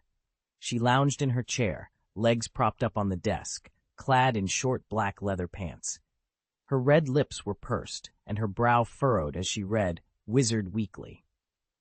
The other clerks avoided looking at her, intimidated by her presence. The office was filled with the sound of quills on parchment and the creak of Cyrilla's chair. Suddenly, she laughed, startling a fellow wizard who quickly looked away when she caught his gaze. They wondered why such a formidable figure was stationed in the office rather than on the front lines. Cyrilla was amused by the newspapers in front of her, especially by the fact that Ethan had managed to shift the majority of the credit for the recent incident onto her. The article proclaimed, "Squad leader Cyrilla Leonlun took decisive action and shot the suspect on the spot." She understood that Ethan's intention was to credit her with resolving the high-profile case, thereby softening her reputation for excessive force in Albania. Yet, she was aware that the nature of her actions remained unchanged. Public interest varies greatly between sensational stories and those that go unnoticed, highlighting the difference in perception and concern among the public. The criminals who met their end in Albania were notoriously vicious. Yet the extent of their malevolence was unknown to the public, who, indifferent to the specifics, recognized them merely as criminals. Without a detailed understanding of their crimes, the public harbored no particular animosity towards these individuals, often finding it within themselves to sympathize with their demise, driven by a sense of moral righteousness. However, the situation took a different turn with the recent murderer. This individual posed a real threat to the contestants of the Triwizard Tournament, nearly claiming the lives of 3 champions. Each champion held a notable status, ranging from a distinguished lady to an international celebrity, making the crime not only specific, but also personal to the public. Such specificity in the crime bred a specific kind of hatred, rendering the usual compassionate sentiments ineffective. The public's outrage meant that the murderer's actions, even those committed in Albania, were now seen in a different light, almost justified. This shift in perception was something Ethan had anticipated. Although he never explicitly stated his intentions, Cyrilla understood that from the beginning, the plan was designed to rehabilitate Ethan's image. He had masterfully seized the opportunity to think ahead for his own benefit. Reflecting on this, Cyrilla felt a surge of warmth. Her efforts in collecting souls for him, though extraordinary, seemed all the more worthwhile. The narrative shifts to Cyrilla, signaling a new chapter in their story. As the new month dawns, the author eagerly encourages readers to engage with the story through subscriptions, likes, comments, and rewards, emphasizing the importance of such support. Update on Fourth Earth. Additional content on Chapter 390. Ron felt extremely conflicted. A rumor, fabricated by Rita Skeeter, had begun to circulate at Hogwarts. Ron Weasley, proficient in brewing love potions, had caught the attention of many girls. They secretly sought his advice on concocting love potions to ensnare boys. In a secluded corner of the school, Ron lost his temper with a younger girl who had approached him with such a request. This was the third time that morning. Ron had never been so popular among the witches, but this attention was not what he had envisioned. Should I seriously study potions and then start a love potion workshop or something? Ron pondered during the afternoon potions class, flipping through the Wizarding Weekly while discussing with Harry. If this had happened before Christmas, I wouldn't have struggled to find a dance partner. He was still dwelling on the events before the Christmas ball. Forget it, Ron. Even if the girls attend your love potion class, they won't want you as their dance partner, Harry said, covering his face and urging his friend to abandon such immoral thoughts. They'll only think you're looking for a boy as your dance partner. Even if I don't do that, I might still end up with a boy as my dance partner, Ron replied helplessly, glancing at Harry. It can't get any worse. Maybe a witch will genuinely like me? He said this while staring at the partition to the left, where Hermione, absorbed in their conversation, was oblivious to her surroundings. Mr. Weasley, despite your colorful social life, Snape's cold voice suddenly interrupted, startling both boys. I must warn you not to whisper in my class. 10 points from Gryffindor. The entire class turned to look at them. Draco Malfoy seized the opportunity to mock Harry by flashing Potter's stinking badge across the classroom. Still hiding under the table reading a magazine? Snape remarked, snatching the Wizarding Weekly. 10 more points from Gryffindor. But of course. His gaze landed on Rita Skeeter's article, and his dark eyes sparkled with interest. Does Potter need to collect newspaper clippings?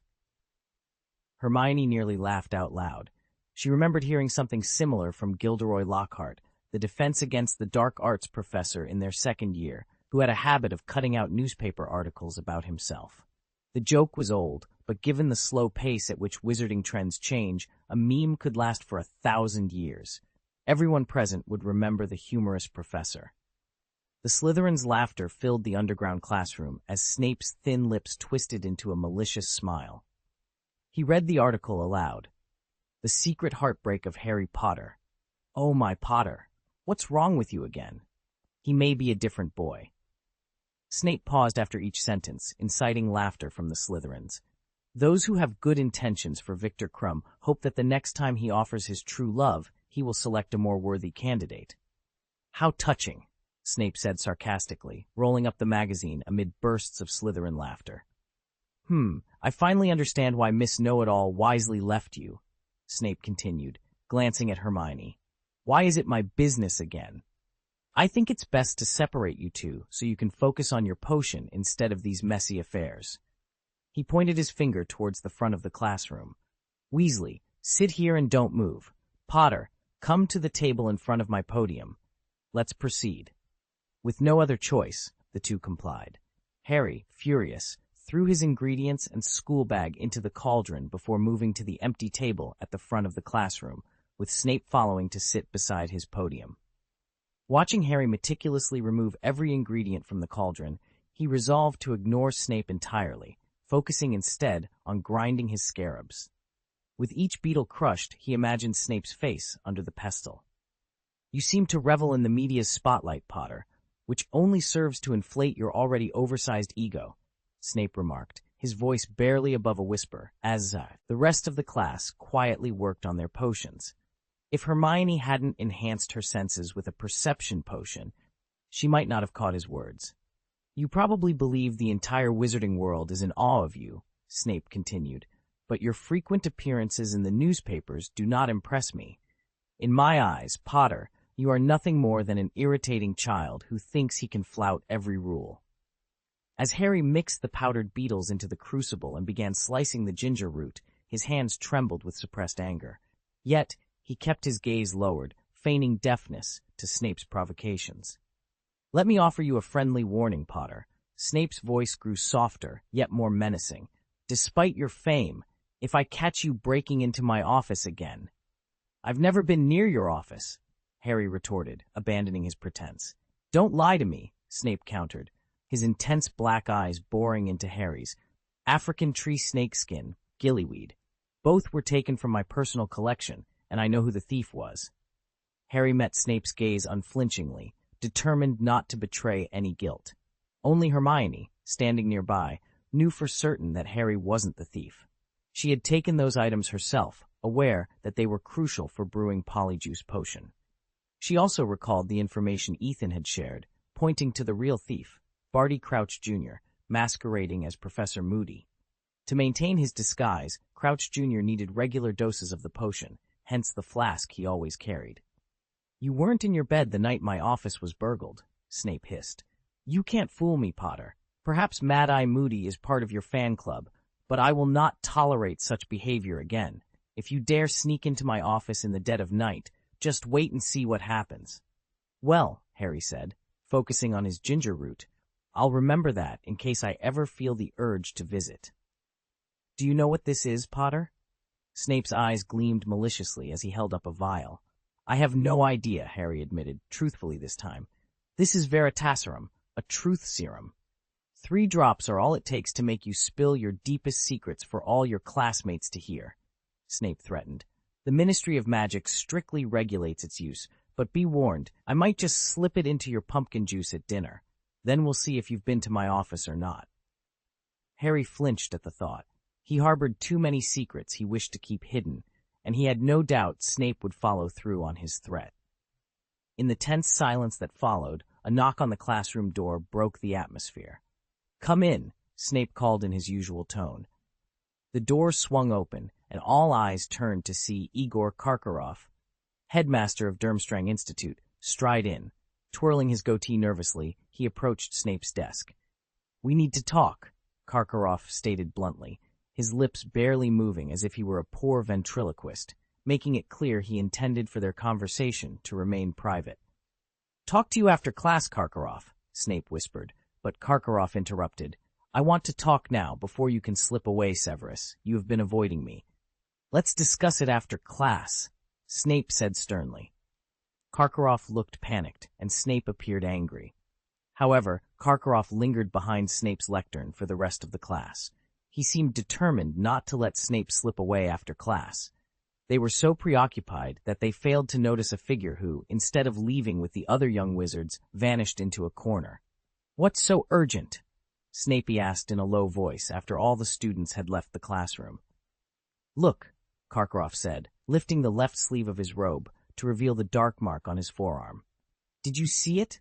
It's never been this clear before. It's been getting hotter and hotter since the World Cup."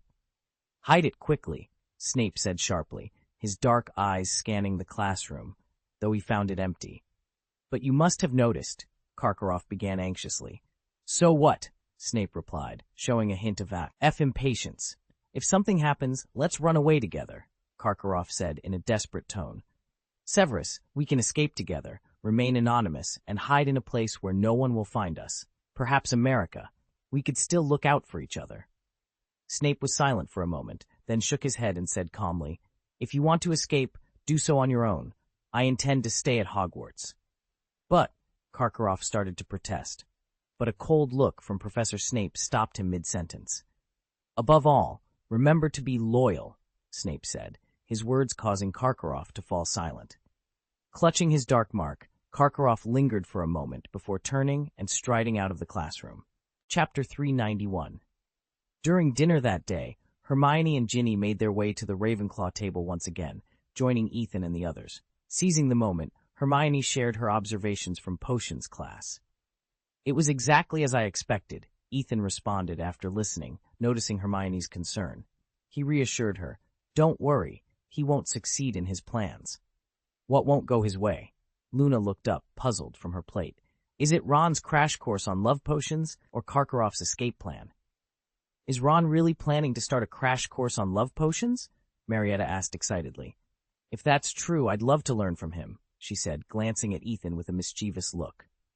Despite being Zhang Chu's best friend, she had long harbored feelings for her boyfriend. "Don't even think about it, Marietta. That's where I draw the line," Zhang Chu declared firmly. "Don't be like that, Zhang Chu. Aren't we best friends?" Marietta retorted shamelessly. "Besides, He has plenty of girlfriends. One more won't make a difference. Absolutely not. Jiang Chu crossed her arms in front of her chest, making it clear that friendships could be set aside when it came to matters of the heart. It must be nice, being fought over by girls, Steve remarked to his roommate, looking at him with admiration. Ethan could only smile wryly at the absurdity of the argument between Jiang Chu and Marietta. Regardless of Ron's capability to start a love potion course, Ethan knew he wouldn't be swayed by such tactics. Moreover, while Marietta was considered attractive, she paled in comparison to the girls Ethan was accustomed to. He found the quarrel over such a matter to be a poor reflection of taste.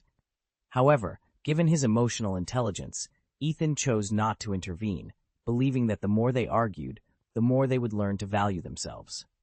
The confirmation of Karkaroff's escape plan was indeed significant news from Hermione. As they had previously speculated, this presented an opportune moment to gain influence over Durmstrang. With Karkaroff away from Hogwarts and the Durmstrang students, they would have the perfect chance to act. Magic could easily expose their actions, but Karkaroff's departure would provide them with the opening they needed. After dinner, Ethan contacted Oriana, instructing her to deploy clockwork scouts to monitor Karkaroff around the clock. They were to alert him immediately if Karkaroff attempted to flee. Returning to the tower, Ethan resumed his experiments on plant and nature spirits. With the guidance of the heroic spirit Rowena Jewel, his research progressed smoothly, promising results in the near future. However, Ethan's good spirits were short-lived.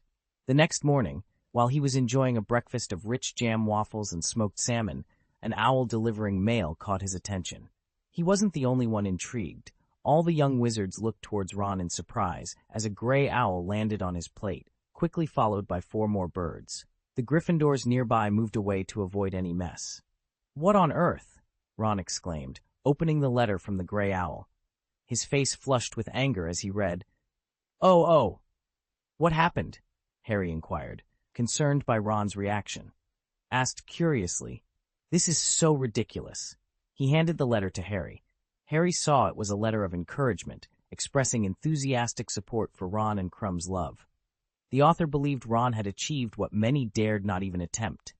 Some young wizards at Hogwarts also sent anonymous letters to Ron, admiring his bravery for openly expressing his sexual orientation, a rare courage in their society. However, the majority of the letters were filled with opposition. One read, "I read in Wizarding Weekly that you were playing with Harry Potter's feelings. That boy has suffered enough. Just wait until I find a large envelope. I'll send you a spell next time." Another letter, composed of letters cut out from Wizard Weekly, accused you are a mean, bad wizard. You must have shamefully used a love potion on Krum and Harry Potter. They deserve better men. Go back to your humble abode. The objections in the letters targeted Ron personally, rather than opposing same-sex love, reflecting a more accepting attitude towards it in their society. These are all the letters. Ron's frustration grew as he opened each letter, finding more insults. Krum deserves a man 100 times better than you. He should boil you in toad eggs.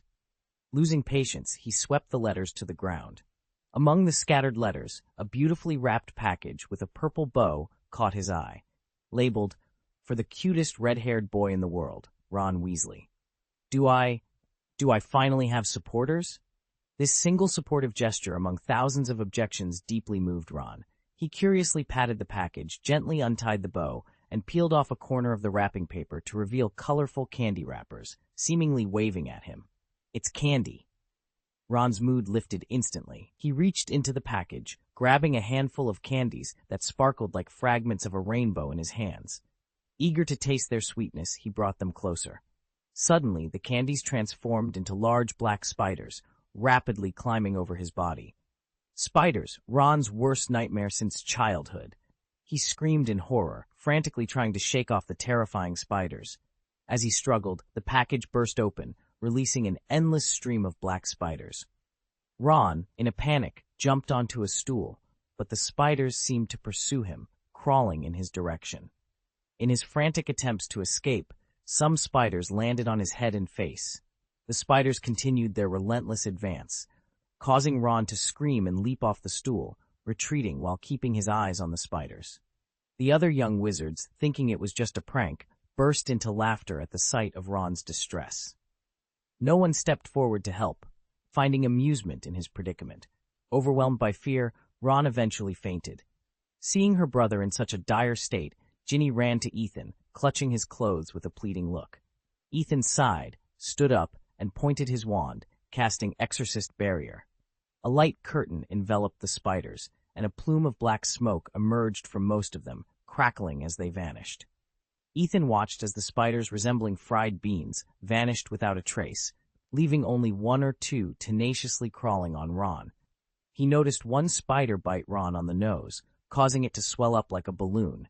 Ethan wondered if there were real people disguised among these artificial spiders. "Spiders are coming," Ethan said nonchalantly, making a gesture that sent the two remaining spiders flying towards him and into a jar, which he quickly sealed. "We need to get Ron to the school nurse immediately," he advised Harry. "Tell Madame Pomfrey that Ron was bitten by a scarlet spider. She'll know how to make the antidote." Harry, along with the Weasley twins, rushed Ron to Madame Pomfrey. Ethan, meanwhile, examined the spider in the glass bottle with a look of satisfaction. The scarlet spider, a highly valued species, is known for its vividly colored body, black legs, extraordinary speed, and lethal venom. Despite their inability to spin webs, their venom makes them a sought-after magical ingredient. "It seems that showing kindness occasionally has its rewards," Ethan mused, putting away the bottle and returning to his seat, only to frown at the sight that greeted him. Numerous owls were converging on Hermione, each carrying an envelope. The scene unfolded before Ethan, hinting at yet another challenge they would have to face. Chapter 392. Facing the owls that were eagerly trying to catch Hermione's attention, she picked up a plate of bacon and placed it in front of her, allowing the owls to feast on it. Then, she calmly detached the letter tied to one of the owl's legs. Hermione tore open the envelope and was immediately taken aback by the fervent words inside. "Miss Hermione Granger, you are my idol! Your brilliant performance in the Triwizard Tournament fills me with admiration for you." Hermione's cheeks flushed with embarrassment halfway through reading, and she quickly set the letter aside. Ginny, peering over Hermione's shoulder, exclaimed, "This is actually a letter from a real admirer, Hermione. You're famous." I'm famous?" Hermione was bewildered. "I actually received letters from admirers?" Disbelieving, she opened another letter. "Miss Hermione Granger, as a fellow wizard, your success story inspires me. Your journey tells me that with hard work and persistence, anything is achievable. Please continue to forge ahead. I will always be cheering you on." "Another admirer," Ginny remarked with a click of her tongue. "If Ron were here, he'd be green with envy. He only ever gets letters from his rivals." Unlike the contentious letters Ron received, Hermione's were predominantly from admirers. The Triwizard Tournament wasn't merely a prestigious event for the three participating schools. Hogwarts, Beauxbatons, and Durmstrang represented the pinnacle of magical education in Western and Central Europe. Essentially, the Triwizard Tournament was the wizarding world's equivalent of the European Union College League. Hermione's victory had naturally catapulted her to fame, making it unsurprising for her to receive fan mail. "Hermione, you are our pride. Your triumph over numerous wizards in the Triwizard Tournament showcased the strength and brilliance of female wizards." Hermione silently read through another letter, realizing there was still a mountain of envelopes waiting for her. The initial thrill gave way to a sense of overwhelm. "Ginny, could you help me with these?" she asked her friend. "Of course." Ginny, ever enthusiastic about such matters, readily agreed. "Hermione, you are my goddess. Your beauty and intelligence have captivated me." Ginny read aloud from another letter, trying to suppress her laughter. "Your remarkable performance in the Triwizard Tournament has enchanted me, and you actually have an admirer." "Oops. Never mind that." Hermione quickly snatched the letter and tore it to pieces, anxious that Ethan might see it. "It's quite normal to have admirers, especially when you look so stunning," Ginny teased, as they continued to open letters and chat. Suddenly, when Ginny casually tore open an envelope, a yellow-green liquid sprayed onto her hands, emitting a pungent gasoline-like odor. Large blisters immediately formed on her skin. "Ouch!" Ginny cried out, tears forming in her eyes. She grabbed a napkin to wipe away the pus, but her fingers were already covered in thick, painful sores, resembling a pair of gloves studded with pimples. Undiluted bubituber pus, Hermione identified, carefully examining the envelope. At that moment, Ethan, having heard Ginny's cry, rushed over. He immediately took Ginny's swollen hand and thought of a spell. A green energy was swiftly channeled into the injured hand, casting a third-level druid spell to neutralize the poison. A refreshing coolness penetrated the thick scars, alleviating Ginny's pain. Only then did Ethan turn his attention back to the letter. I saw in Wizard Weekly how close you and your beach bestie are to Ethan Green. Ethan is the embodiment of Merlin, so bright, so handsome, so perfect. You deserve to be near Ethan. If you don't want trouble, stay away from my Ethan. Hermione suddenly recalled the Wizard Weekly report about the Tri-Wizard tournament, where it was indeed a photo of herself being helped ashore by Ethan. In the photo, she and Ginny appeared very close to Ethan. Sorry, Ginny, I got you into trouble, she immediately apologized to Ginny with a sad tone. I shouldn't have asked you to help so rashly. It's not your fault, Hermione, Ginny replied with an optimistic smile. Who else would be your beach bestie? The two burst into laughter, and the cloud of being plotted against dissipated with their laughter. However, Ethan still wore a cold expression. The owls at Hermione's table had eaten their fill and flew away one by one. Ethan pointed his wand at the letter and used the tracking spell. A blue magical aura emerged and connected to a white snow owl, the owl that had delivered the letter. Ethan pointed his wand at the snowy owl again. The owl, just reaching the window, involuntarily backed up. It widened its round eyes and flapped its wings desperately, but to no avail. Like a falling meteor, it quickly came before Ethan. Ethan touched its head and activated his druid power to calm the innocently angered owl. Hermione, where's your cursed parchment? Ethan asked Hermione. Subconsciously, Hermione took out a stack of parchment from her bag and handed it to Ethan. It was actually parchment used for signing magical contracts, but it could also be used for curses. When Ethan tore off a piece of parchment and pressed his wand against it, Hermione realized the problem and hurriedly asked, What do you want to do? Ethan didn't answer, just murmured something. The spell was completely different from the magic she was accustomed to. She felt frightened as soon as she heard it. At the same time, an evil magic power containing the essence of death was injected into the parchment. Under the influence of the overflowing magic power, the surrounding young wizards began to tremble, feeling weak and dizzy. The more junior and weaker wizards even felt paralyzed and unable to move. What kind of magic is this? The young wizards wondered. What a terrible curse! Professor Flitwick exclaimed, standing up from his chair in surprise. He watched as the parchment spun and tumbled rapidly in midair, with purple-black light flashing on it before quickly returning to normal. Then, Ethan took out a pen and wrote quickly on it. If you want to lift the curse, go to the Ministry of Magic to find an Auror and surrender. Then ask them to bring you to Hogwarts to apologize to Miss Hermione Granger and Miss Ginny Weasley. Only then will your curse be lifted. Ethan's words, full of momentum, penetrated the back of the paper. His anger was evident from his handwriting. Afterward, he used his wand to cast another spell on the parchment, rolled it up, and tied it to the snowy owl's feet, letting it fly away. Noticing the worried expressions on Hermione and Ginny's faces, Ethan realized that his actions might have frightened them. He looked around and saw many young wizards affected by the spell he had inadvertently unleashed, with embarrassment and apologies on their faces. He bowed lightly, his voice filled with deep apology. I'm really sorry, everyone. I couldn't keep my emotions under control just now. Because of my mistake, you all experienced an unpleasant ordeal. Ethan, Professor Flitwick's high-pitched voice sounded from behind several young wizards. He looked a bit panicked, and his clothes were slightly disheveled.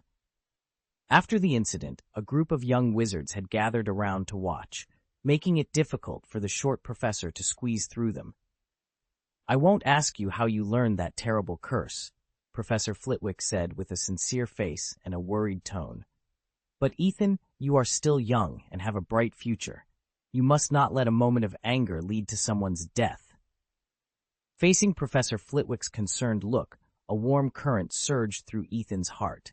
In this regard, Professor Flitwick was completely different from Dumbledore. Professor Flitwick's first more. The concern was primarily for the students' feelings and their future. Dumbledore, if present, would likely be preoccupied with the potential moral corruption of the students should they resort to using black magic, including necromancy, which is often classified as such. Thank you for your concern, Professor. However, I assure you that I have the situation well in hand, Ethan explained earnestly. The incident was initiated by the other party's aggressive actions. She attempted to harm Hermione in this manner and inadvertently injured Ginny in the process. My response was merely to treat her in kind. As long as the perpetrator surrenders promptly, there will be sufficient time for the Aurors to apprehend her and bring her to me. This will allow me to reverse the touch of aging curse before it prematurely ages her. The narrative then shifts focus to Hermione, highlighting her involvement in the unfolding events. Chapter 393. Although Ethan's neutralizing toxin spell was highly effective, the pus from the barbotuber still left scars on Ginny's hands, necessitating her spending some time in the school infirmary. Throughout the ordeal, Ginny's smile never wavered. She mentioned that this was the first time Ethan had shown anger on her behalf. "Are you really so satisfied over such a small thing?" Ethan found himself pondering, realizing that Ginny's happiness made her even more endearing. It's a peculiar aspect of human nature to dislike being the subject of gossip, yet feel a secret thrill when becoming the object of someone's affections. When dinner time arrived, Ethan made his way to the Ravenclaw table, about to sit down, when Steve intercepted him. "Ron was looking for you earlier," he said, nodding towards the Gryffindor table. "Ron? Why would he be looking for me?" Ethan glanced over at Ron, puzzled. It had been a while since they had last spoken. Today, Ron's significance in Ethan's mind had shifted from an ordinary friend to Ginny's brother, and perhaps even a potential rival, though Ethan didn't dwell on these thoughts. He calmly took his seat as Zhangchu served him a plate of mashed potatoes with chicken sauce and pre-cut steak, topped with a rich velvet sauce. Steve looked on enviously at the thoughtful preparation. Noticing Ethan's arrival, as Ron quickly approached, with Harry in tow. Ethan, however, didn't acknowledge them, continuing to enjoy his meal with refined grace. This apparent disregard irked Ron momentarily, but recalling the morning's events and his sister's advice in the infirmary, his irritation soon faded. I came to say thank you, Ethan, for saving my life this morning," Ron managed to say. "That's all right, Ron," Ethan replied, after swallowing a bite of steak without looking up from his plate. "For Ginny and the twins' sake, I couldn't just stand by and watch you get hurt." "Is that the only reason?" Ron wondered, feeling a twinge of disappointment. Their friendship had once been strong, but Ethan's current demeanor was unfamiliar. However, this wasn't the time for such reflections. After a pause, Ron broached another subject. I heard you've been telling people I'm planning to start a love potion class. Do you have any idea how many girls approached me today about it?" "Really? You're planning to start a love potion class?" Ethan looked at Ron, genuinely surprised. "Are you accusing me of spreading those rumors?" "Yes, it's exactly what you did, isn't it? Spreading those ridiculous rumors?" Ron's expression soured. "No, I never engage in such trivial matters," Ethan responded, turning his attention to a piece of quiche Lorraine. Meanwhile, on the Gryffindor side, Parvati Patil whispered to Hermione, "What are you still doing here? Look, Ron Weasley is plotting something against your boyfriend." "You mean a love potion?" Hermione said, preempting Parvati's concern with a flat expression, then reconsidering. "Okay, that is actually quite amusing." "No, it's serious. Ron's known for targeting famous wizards, and there's no one more renowned in Hogwarts than President Ethan. What if Ron tries to usurp him?" Parvati said, growing anxious. "Well, then we'll witness how he outmaneuvers Harry and Krum to win the day," Hermione mused, finding humor in the scenario. Are you not worried at all?" Parvati asked, her anxiety palpable. "Worried about what?" Hermione replied, genuinely puzzled by Parvati's concern, her focus remaining undisturbed. At her, with a puzzled look, "I'm worried that your President Ethan will be snatched away by Ron Weasley," Parvati said with a hint of weakness. Parvati was deeply concerned about this issue. Ethan was not only the president of the Erudite Society, which she was a part of, but also the object of her admiration. Although she knew there was no hope for her with him, she couldn't stand idly by and watch him potentially fall for Ron. Thus, she sought out Hermione, believing she was the only one who could intervene. Hermione's indifferent response irked Parvati. If she were in Hermione's shoes, she would have already hexed Ron. Fine, I'll handle it, Hermione said, turning her head and calling out to Ethan. Ethan, do you want to fall in love with Ron? Of course not, came a decisive reply from the Ravenclaw table. There you see, Hermione said with a wink at Parvati, then continued to read her book while eating. To her, the idea of love potions and boyfriend stealing was nothing more than a dull joke. Did you hear that, Ron? Ethan quickly finished his egg pancake and turned to Ron. If you have any questions, ask them all at once. Even Hermione is getting concerned. The exchange between Hermione and Ethan's dismissive attitude nearly drove Ron to frustration. He blurted out, "But what about all those rumors?" "You know they're just rumors, so how can you take them seriously?" Ethan replied, a hint of exasperation in his voice. He quickly finished his dessert, eager to return to the tower. His experiment on the plant spirit was at a crucial phase, and he planned to conduct a significant experiment that night, which required specific lunar conditions. Seeing Ethan's bewildered expression, Ron could only mutter weakly, "I don't know how to brew love potions, and I'm not interested in starting a love potion workshop." "Well, you don't know how to brew love potions, and you're not starting a workshop. But that has nothing to do with me. Can I go now?" Ethan's indifferent response left Ron feeling even more dejected. It dawned on Ron that he had been foolish to confront Ethan about the rumors in the first place. As Ethan left the dining hall, Ron also decided to depart, much to the disappointment of the onlookers who had hoped for a dramatic confrontation. Regarding Ron's defense about not knowing how to brew love potions, let's be realistic. This was the third time Ron found himself caught in a rumor involving Harry and Crumb. Even if the first time was just a rumor and the second a misunderstanding, it's implausible for it to be baseless every single time. There's an old saying, where there's smoke, there's fire. Given Ron's lack of allure, with even Eloise Midgen looking down on him, could there be any explanation other than a love potion? It seems the consensus is clear, and Ron won't be shaking off these rumors anytime soon. As a new month begins, I invite my readers to support me with custom orders, flowers, monthly votes, comments, and rewards. Your votes are particularly important to me, the author. Thank you for your support. Chapter 394. After returning to the tower, Ethan went directly to the magic forest just outside the door. The moonlight filtered through the willow branches, signaling the perfect time for the ceremony to begin. He found an open space in the forest, sat cross-legged, and focused on the Enlightenment technique. Enlightenment, a 5th-level druid spell that grants a tree or animal human-like sentience. The enlightened tree gains the properties of an animated object, capable of moving its branches, roots, vines, etc., and possesses human-like senses. By using the Enlightenment technique, Ethan could transform a spiritual tree into a tree man. However, such a tree man would be ordinary, with no special abilities and a simple bark face, which Ethan found unsatisfactory. Therefore, he considered combining this technique with the method used for awakening heroic spirits. Unlike the straightforward Enlightenment technique, awakening the spirit of nature required more than just awakening the tree's consciousness. It necessitated sensing the entire nature and awakening the natural consciousness within a certain range.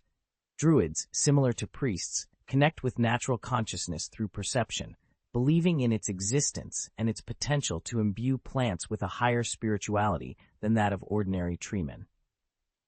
Instead of merely connecting his consciousness to the plants needing enlightenment, Ethan began to embrace an understanding of nature, integrating his consciousness with the surrounding earth and plants. This was his first attempt at such a spell, and he anticipated difficulties due to the lack of evidence supporting the combination of Enlightenment technique and 16 forms of heroic spirit creation ritual. To his surprise, the process unfolded incredibly smoothly. As soon as he released his consciousness according to the Enlightenment method, he felt a massive force pulling him. Countless voices surrounded him, whispering their stories. Flowers and plants shared their tales of life and growth, while the earth and stones recounted their long history. This deep connection to nature and life is why Druids hold such reverence for them, understanding that every element of nature is alive, a concept not exaggerated but often unnoticed by ordinary people. Previously, Ethan had only communicated with individual elements of nature, requesting their assistance. This was the first time he resonated with the vast natural consciousness as a whole. He soon realized why this state was so easily attainable for him. He was the true owner of this forest.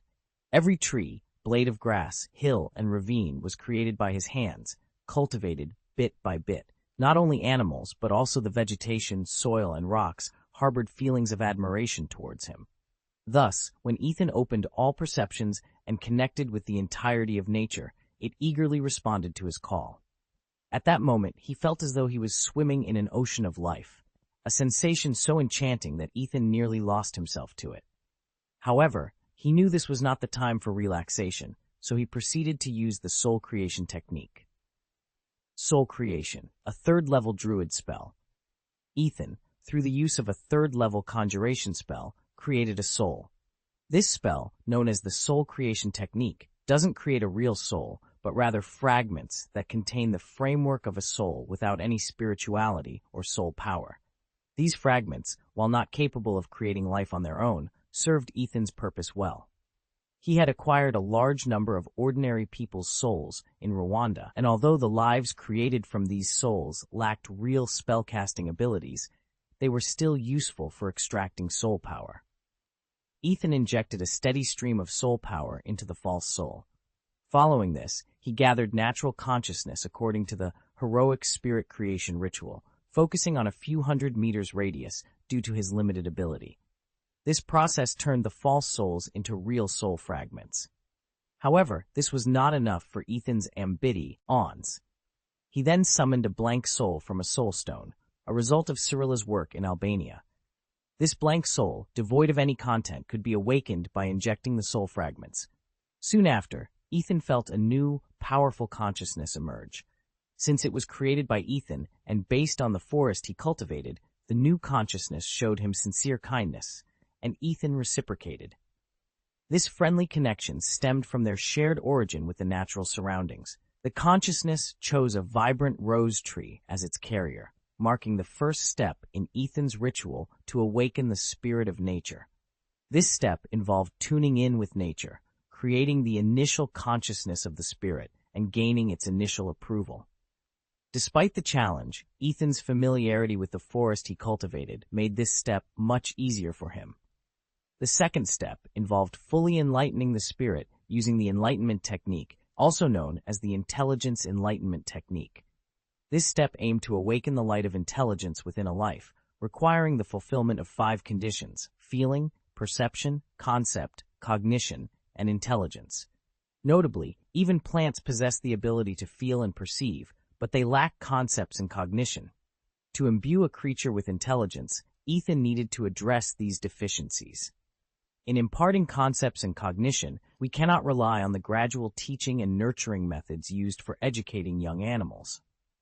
Instead, we utilize magic to duplicate a portion of our knowledge and memories, then directly implant them into their nascent consciousness.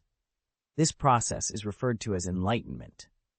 If the enlightenment is solely for tree beings, this step suffices. However, in Ethan's ritual, this initiation surpasses that. The enlightenment of the tree being and the appearance of the revived tree being is entirely dependent on the original form. The tree's appearance post-enlightenment will mirror its pre-enlightenment state.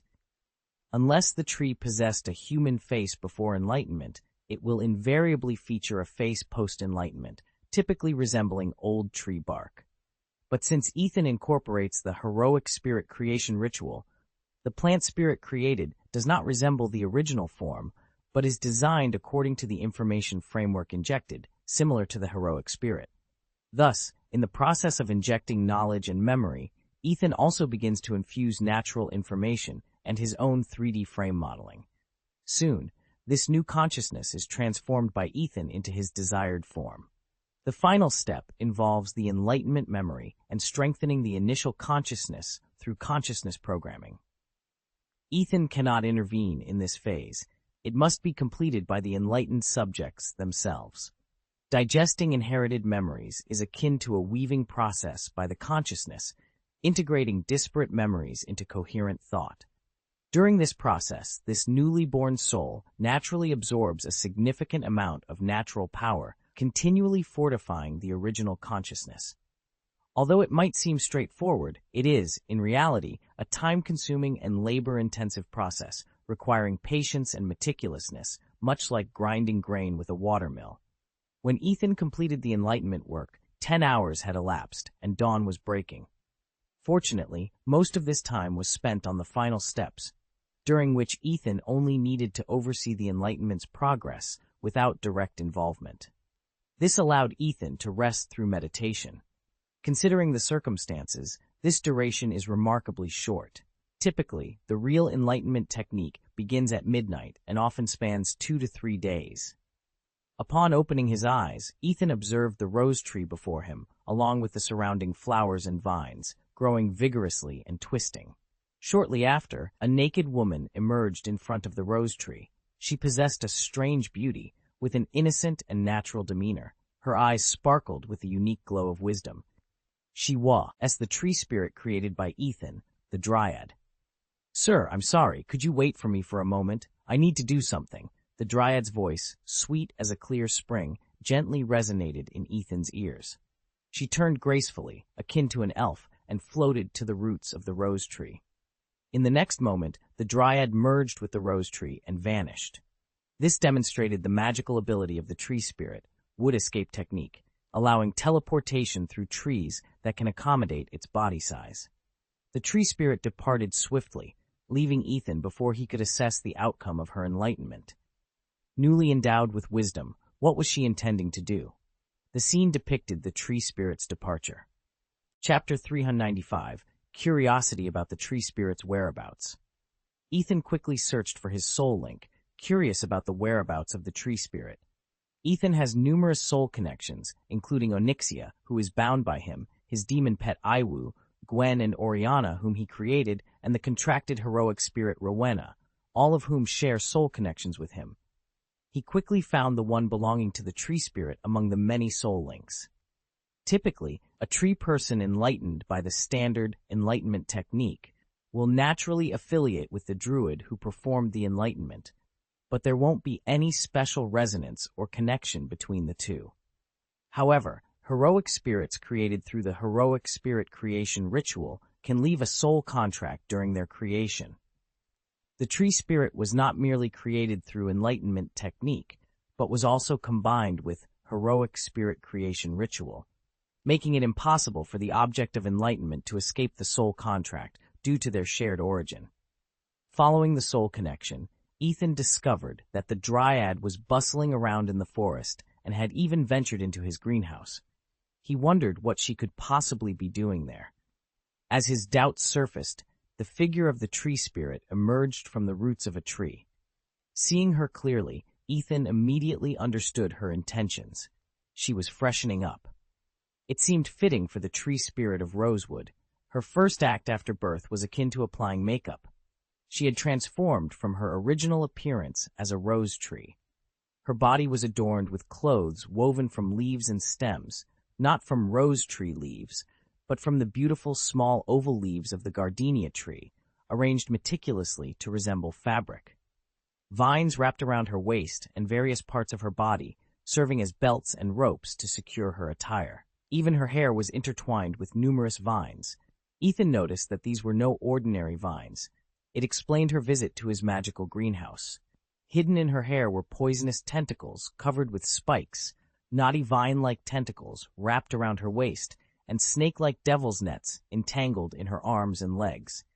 Additionally, several vines known as biting vines lingered near her head, resembling Medusa's snake hair and emitting a squeaking sound. The adage that a man relies on his clothes and a horse on its saddle held true. After her transformation, the rose tree spirit's already striking appearance became even more enchanting. Her branches served as arms, roots as legs, leaves as clothes, vines as belts, and her vibrant hair resembled green leaves and flowers. Ethan realized that the dryad could replace its body parts at will and incorporate parts of other plants into its body through a method akin to grafting, serving various functions. This revelation was intriguing.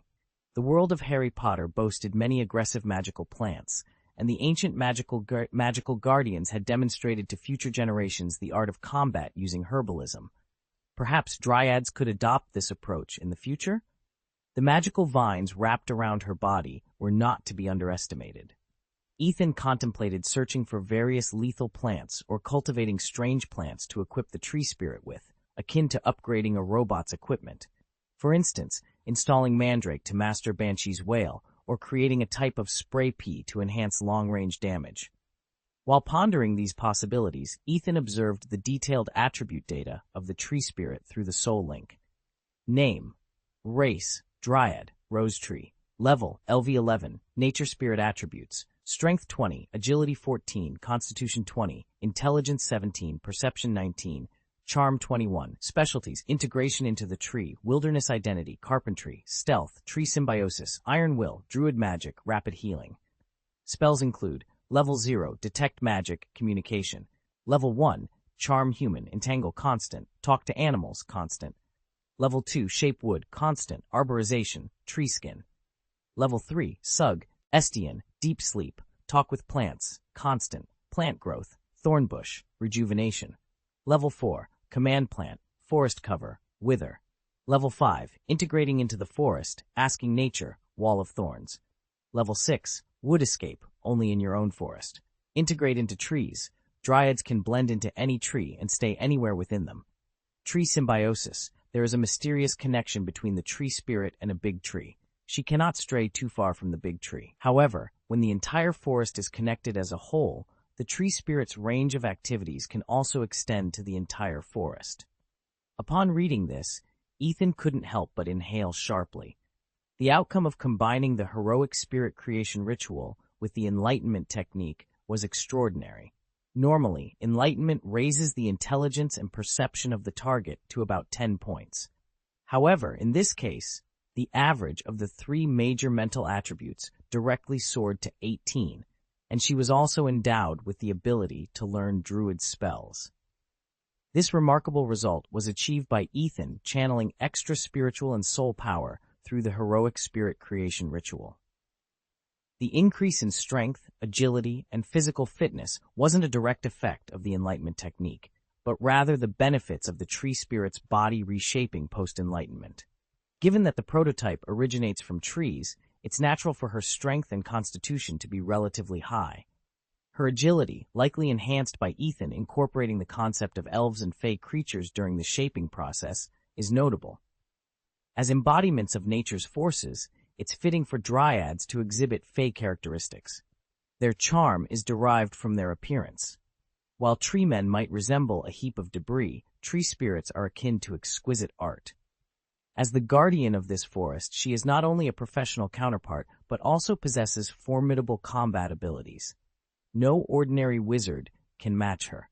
Ethan has fully grasped the intricacies of merging the enlightenment technique and heroic spirit creation ritual, essentially creating a new spell, natural spirit enlightenment.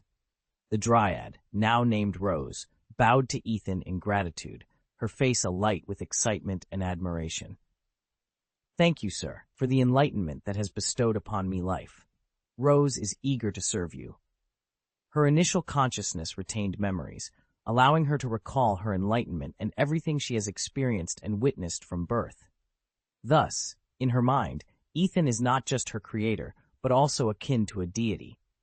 "Hello, Rose," Ethan greeted her warmly. "Now that you have independent consciousness, you are a part of this home. I will create more sisters for you in the future, and I expect you to foster good relationships with the magical creatures of this forest."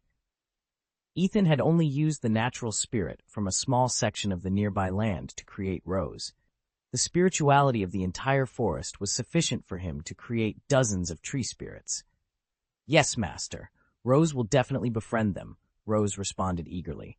"By the way, I'll introduce you to a friend," Ethan said, leading Rose to meet Larry in the forest. Upon seeing Ethan, the unicorn immediately approached, nuzzling affectionately into Ethan's arms. Okay, Larry. Ethan gently pushed the enthusiastic unicorn away and made the introductions. This is Rose, my newly created forest spirit, and this is Larry, the leader of the magical animals in the forest. In the forest, Ethan greeted the unique plant life form before him. Hello, Miss Rose. He looked at her with curiosity, his expression brightening into a smile. Ethan, who had begun to master druid abilities, could sense the power of nature coursing through the entity before him. He thought to himself that such a strong connection to nature could only belong to a benevolent being. Hello, Lord Ethan, Rose replied, her tone carrying a newfound respect.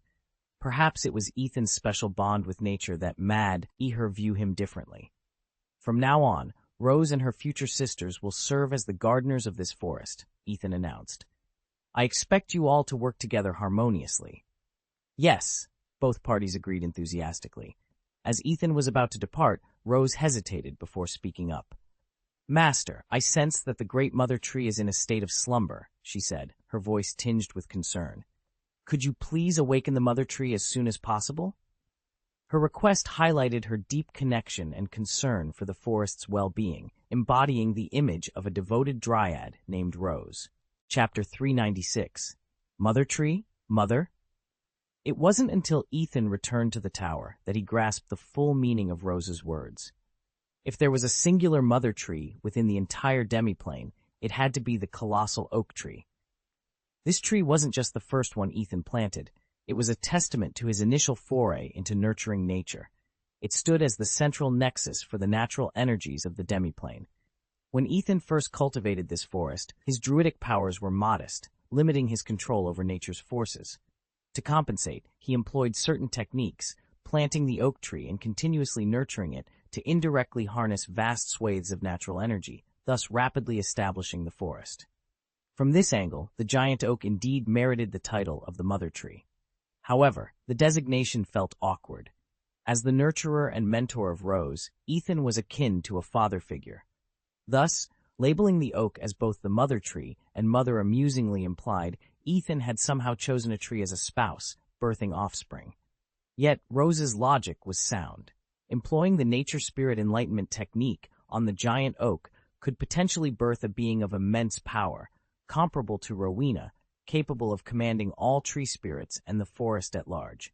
With such a being in his domain, Ethan's tower and forest would house two legends, ensuring safety against threats like a resurrected Voldemort and allowing for the demiplane's expansion without fear.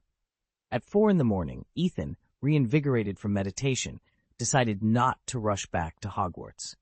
Recalling the scars on Ginny's hands, he frowned, headed to his workshop, and gathered mithril among other materials. Tailoring to Ginny's wrist size, he crafted a fey silver wand and a matching armband wristband. Given her demonstrated ability and loyalty throughout the semester, Ginny was indeed worthy of joining the Genius 793 Club. However, Ethan planned to defer her official induction until the summer vacation, alongside revealing the identities of Astoria and Fleur. The mithril wand was an early surprise, hoping to alleviate her pain and restore her smile. Having skipped returning to sleep, Ethan awaited at the Gryffindor common room entrance early. Hermione and Ginny, emerging from their dormitory, were greeted by an energetic and smiling Ethan. It's really rare to see you here so early, Hermione remarked, a hint of joy in her voice. Ginny, trailing like a shadow, beamed at Ethan. I woke up early and thought to check on the injured, Ethan shrugged, turning to Ginny. How are your fingers? Can you still use them? Madame Pomfrey said the gauze stays on till tomorrow, Hermione informed Ethan, who nodded in understanding before presenting Ginny with a surprise gift. Really? Ginny's eyes sparkled with excitement. What is it? Ethan smiled, revealing the elf silver wand and the sleeve staff bracer. Ginny's joy was palpable upon seeing the fey silver wand. Aware that Hermione, Jiangchu, and Luna each possessed a set, which not only boosted their spellcasting, but also offered convenience and protection against the disarming curse, Ginny had long coveted such a symbol of Ethan's inner circle. Receiving this gift was a clear sign of her elevated status in Ethan's regard.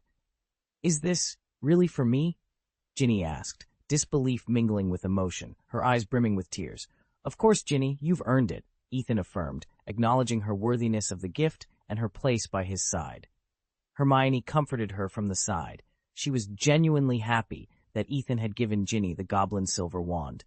As a good best friend, she understood how much Ginny had longed for this gift. However, a nagging thought troubled her. Ginny's new gift symbolized her becoming a potential rival in love. Forget it. No use worrying over too many problems, she sighed, trying to console herself. Great, thank you, Ethan, Ginny exclaimed, tears of joy streaming down her face. Ethan reached out to wipe her tears away. Noticing Ginny's thickly bandaged hands, he gently offered her the wristband. Before Ethan could say anything, Ginny extended her right arm. Ethan leaned in and carefully fastened the wristband around her wrist. As he stood up, his hand accidentally brushed against a soft spot. He wanted to apologize, but noticed that Ginny merely blushed and didn't seem to mind. "Is Ginny the only one getting gifts?" Hermione remarked with a hint of jealousy. "So you came here just to see her? It seems young girls are more to your liking." "What young girl? You're only a year apart," Ethan retorted with a sigh. He had anticipated this reaction and pulled out a piece of paper from his sleeve, handing it to Hermione. "How could I forget about you?" he said with a smile. Hermione's frown turned into a smile as she took the paper. "This is the experience of using the Touch of Aging curse. Is it the spell you used yesterday?" "Thank you, Ethan." Her initial resentment faded away. Ethan wasn't surprised by her reaction. He had always made it a point to treat his friends equally, knowing well the dynamics between them. Either he would give gifts privately, ensure each person received one, or not give any at all. Together, the trio made their way to the dining hall. Despite Ginny's inability to move her fingers, she couldn't help but glance at her wristband repeatedly, her excitement palpable. Upon entering, Ethan chose not to separate from the girls, but instead joined them at the Gryffindor table. This was not unusual. Ethan often spent time here, much to the delight of his female Gryffindor friends. "I'll take care of Ginny this morning," Ethan volunteered. "Okay." Hermione, now engrossed in the Touch of Aging curse, agreed without hesitation. The dining table was laden with pea soup, fried fish fillets, mutton stew, potatoes, Yorkshire puddings, apple pie, and other mouth-watering dishes.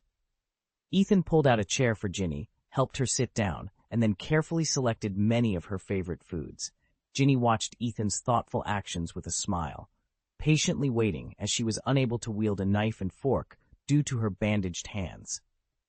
Ethan skillfully cut the fried fish fillet into small pieces, dipped them in lemon tartar sauce, and fed them to Ginny with tenderness. Meanwhile, Hermione was deeply immersed in her magic studies, paying little attention to the scene unfolding before her. However, others couldn't help but whisper and glance in their direction. "Jiang Chu, look over there," Marietta whispered, pointing out the scene to her friend. "Ginny's fingers are injured. It's only natural for Ethan to help her," Jiang Chu reasoned, trying to justify Ethan's actions to Marietta, or perhaps to herself, as she absent-mindedly crumbled her apple pie with her fork. The girls around them couldn't help but feel envious of Ginny's special treatment, secretly wishing they were in her place. It was clear that Ethan's thoughtful use of magic to comfort Hermione was a wise choice, or else she, being one of his closest friends, would have certainly felt left out. Many students murmured sourly at the scene, but several girls watched with gleaming eyes, admiring Ethan's thoughtfulness. How could Ethan fall for the Weasley girl and even feed her himself? Draco Malfoy remarked with a hint of jealousy as he observed Ethan's considerate actions towards Ginny from the Slytherin table. "You're right, redheads are trouble," Pansy Parkinson agreed, feeding Draco a piece of veal steak. Draco frowned slightly, but swallowed it nonetheless. However, their interaction lacked the romance that Ethan and Ginny shared. Pansy's poodle-like face and artificial expression made the surrounding young wizards feel uncomfortable. After feeding Ginny, Ethan picked up another beef burger for himself. Just then, a man in a new Auror uniform strode in from the fore, looking heroic. Many people recognized him and called out his name, Gabriel Duroux. "Prefect!" Gabriel Truman, a Hufflepuff graduate from the same year as Penello and Cyrilla, was well known.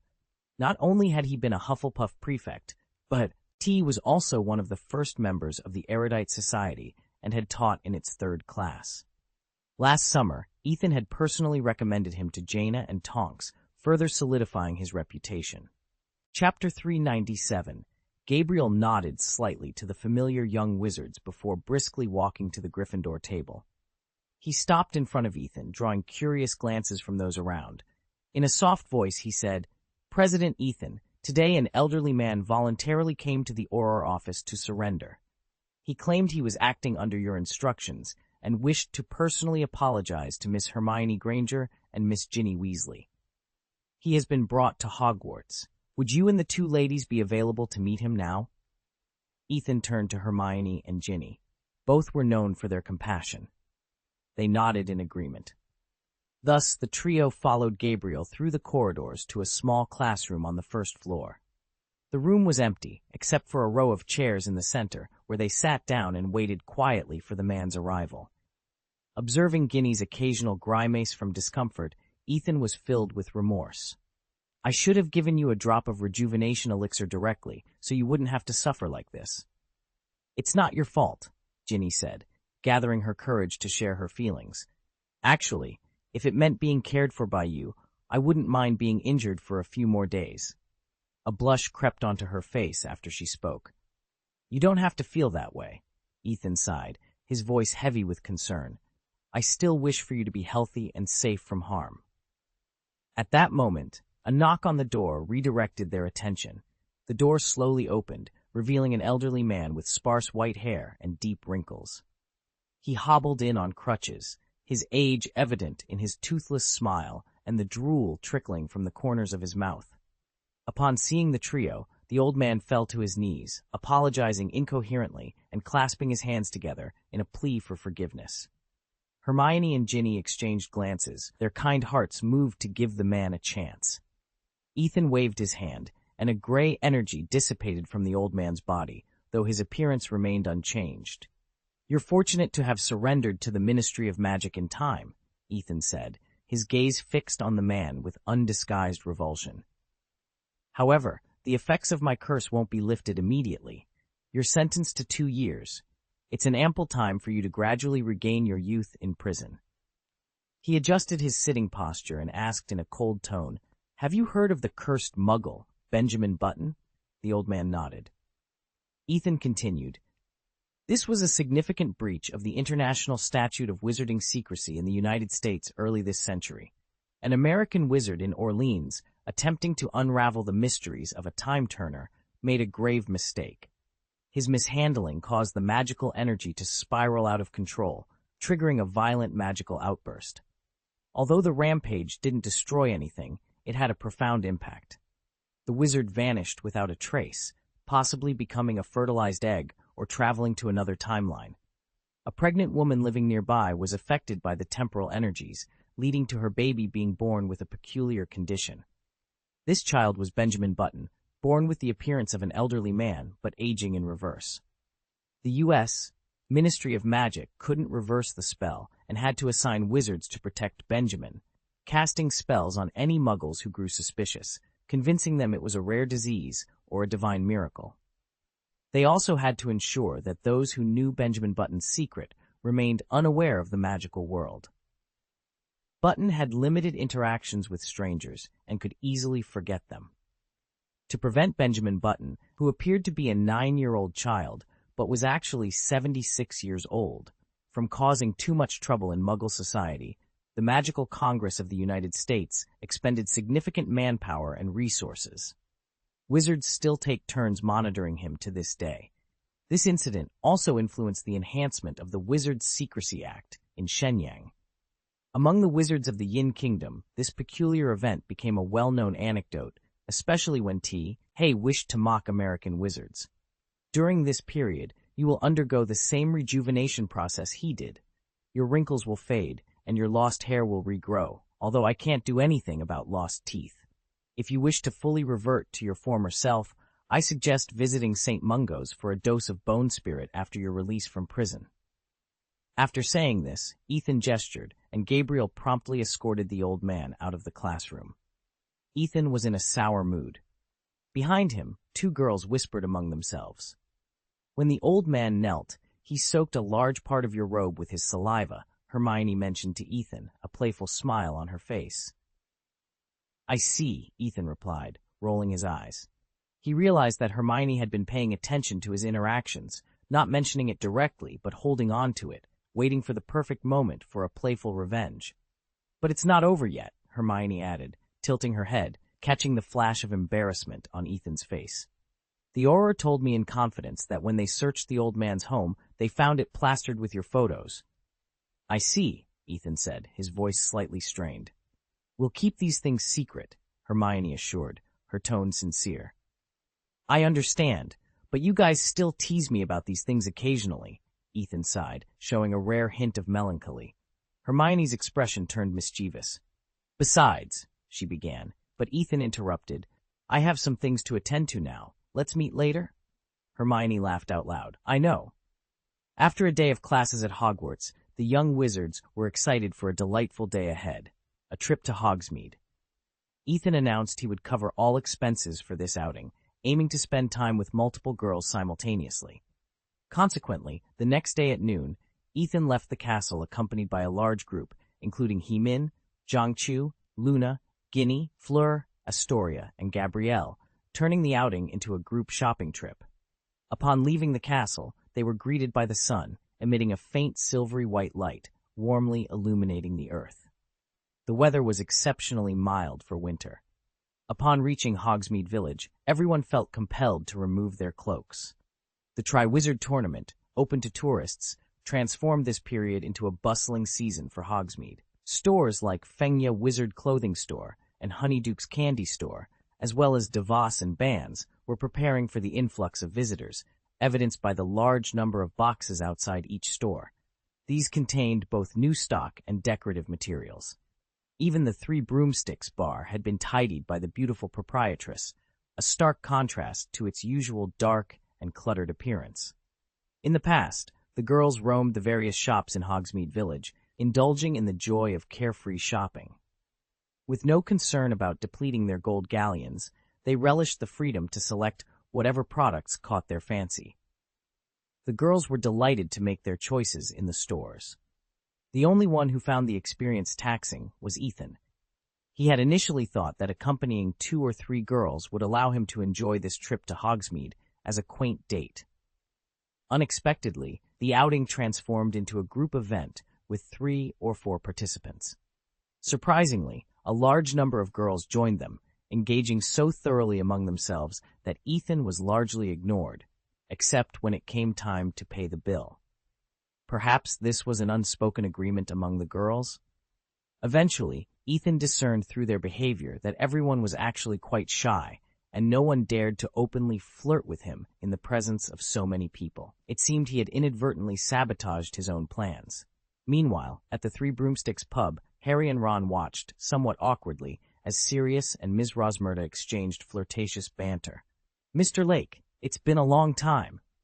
Ms. Rosmerta greeted with a radiant smile, her eyes sparkling as she admired his handsome features. "Indeed, it has been about 15 years. Yet, I'll remain as beautiful and elegant as ever, hardly changed from before," Sirius responded, a hint of nostalgia in his voice.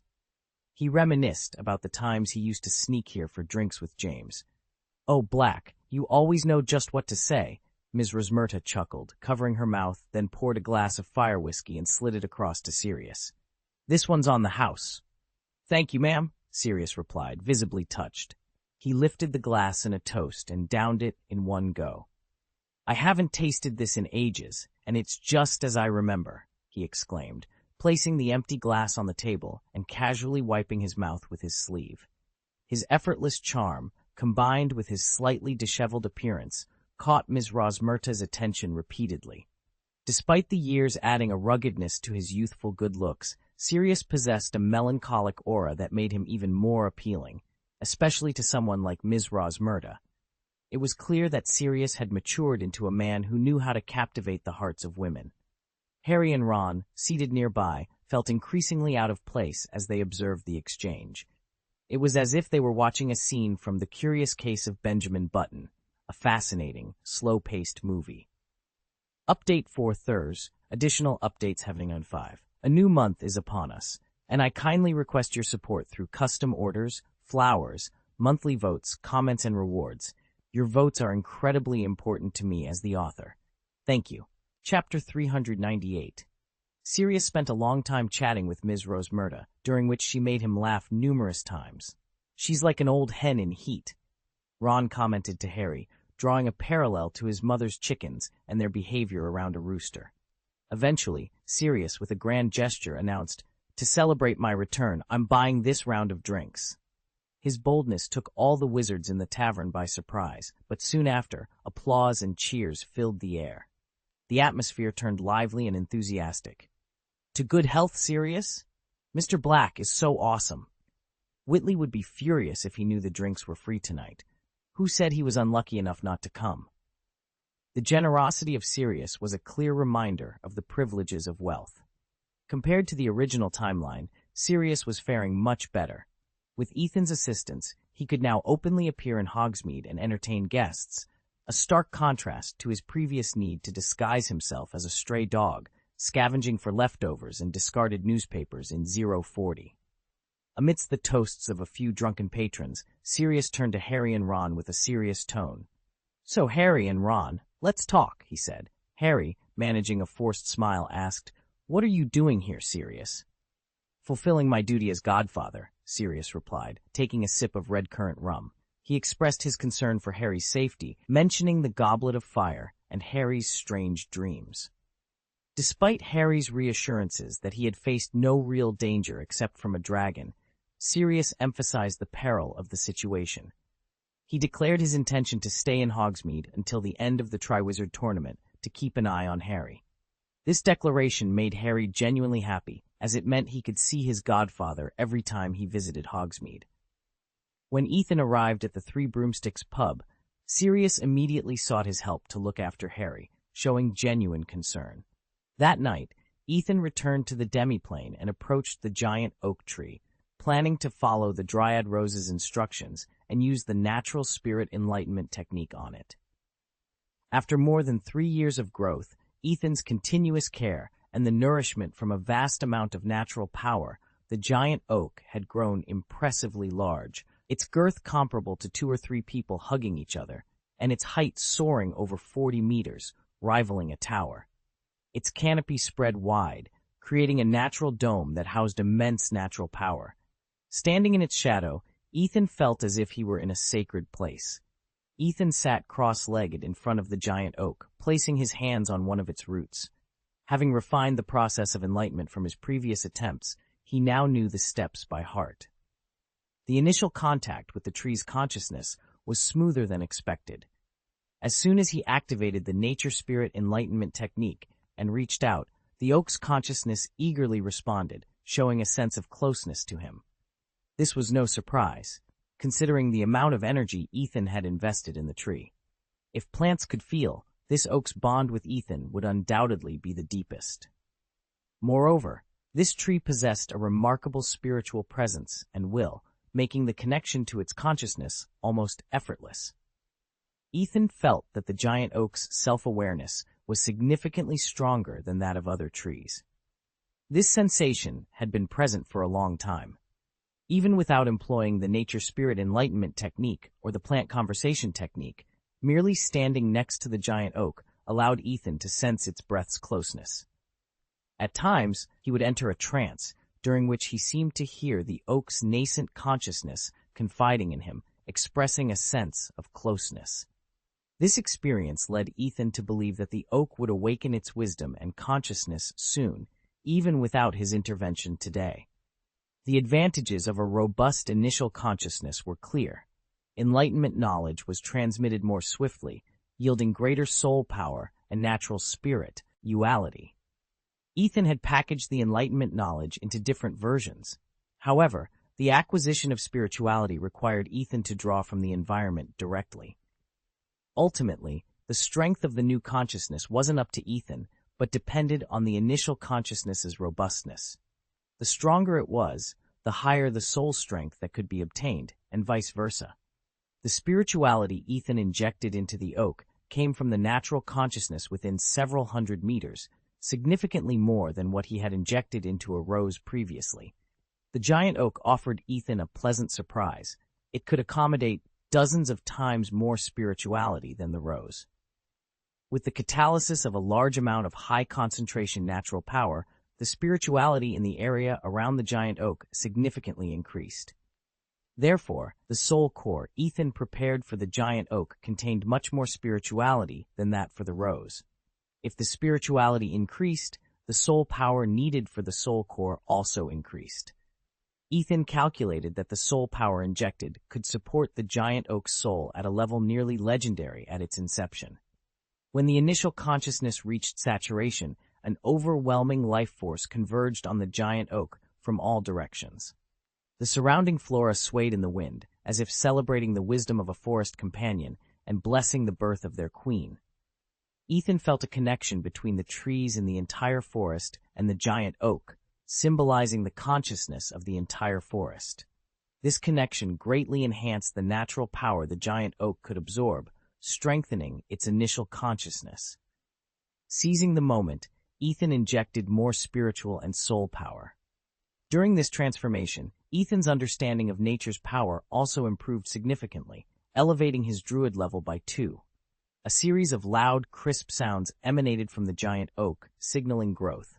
The already vast oak rapidly sprouted new branches, becoming even more majestic. 2 thick root systems extended from its base, with the main root thickening and elongating laterally, resembling additional legs. The branches above expanded and thickened, making the oak appear like a towering giant from afar. In the heart of the giant oak, a wooden throne emerged. Seated upon it was a figure resembling a forest goddess, her beauty akin to a meticulously crafted masterpiece. Her large, bright eyes, shimmering like emeralds, radiated deep wisdom and gentleness. Ethan stood in awe, observing the figure before him. Her lips, tinted a soft reddish hue, reminiscent of rose petals, curved into a gentle smile that seemed to possess a healing power. Her hair, a cascade of leaves and vines, flowed down to her waist like a vibrant waterfall, pulsating with life. Her posture was elegant and upright, akin to a graceful tree, while her skin resembled the finest bark, smooth and brimming with vitality. Even from a distance, Ethan could detect the faint aroma of resin emanating from her, a scent that brought to mind the freshness of the forest. Her presence alone seemed to purify the air, enveloping those around her in a sense of peace and comfort. As she rose, the foliage adorning her body swayed softly with her graceful movements. A group of fairies, drawn to her aura, joyfully circled around her. This new dryad queen, Lin Jing, approached Ethan with a respectful and elegant demeanor. "Velanestri has met the Lord. Thank you for opening your wisdom to me. My strength will be with you," she said in a sweet voice. Despite her formal posture, her eyes sparkled with excitement, reminiscent of a fledgling gazing at its mother. Ethan immediately noticed the stark contrast between her and the previous rose. Lin Jing, or Velanestri as she introduced herself, chose a name that reflected her individuality rather than merely adopting the name of her tree species. Moreover, compared to the naive and ignorant rose, Velanestri exuded maturity.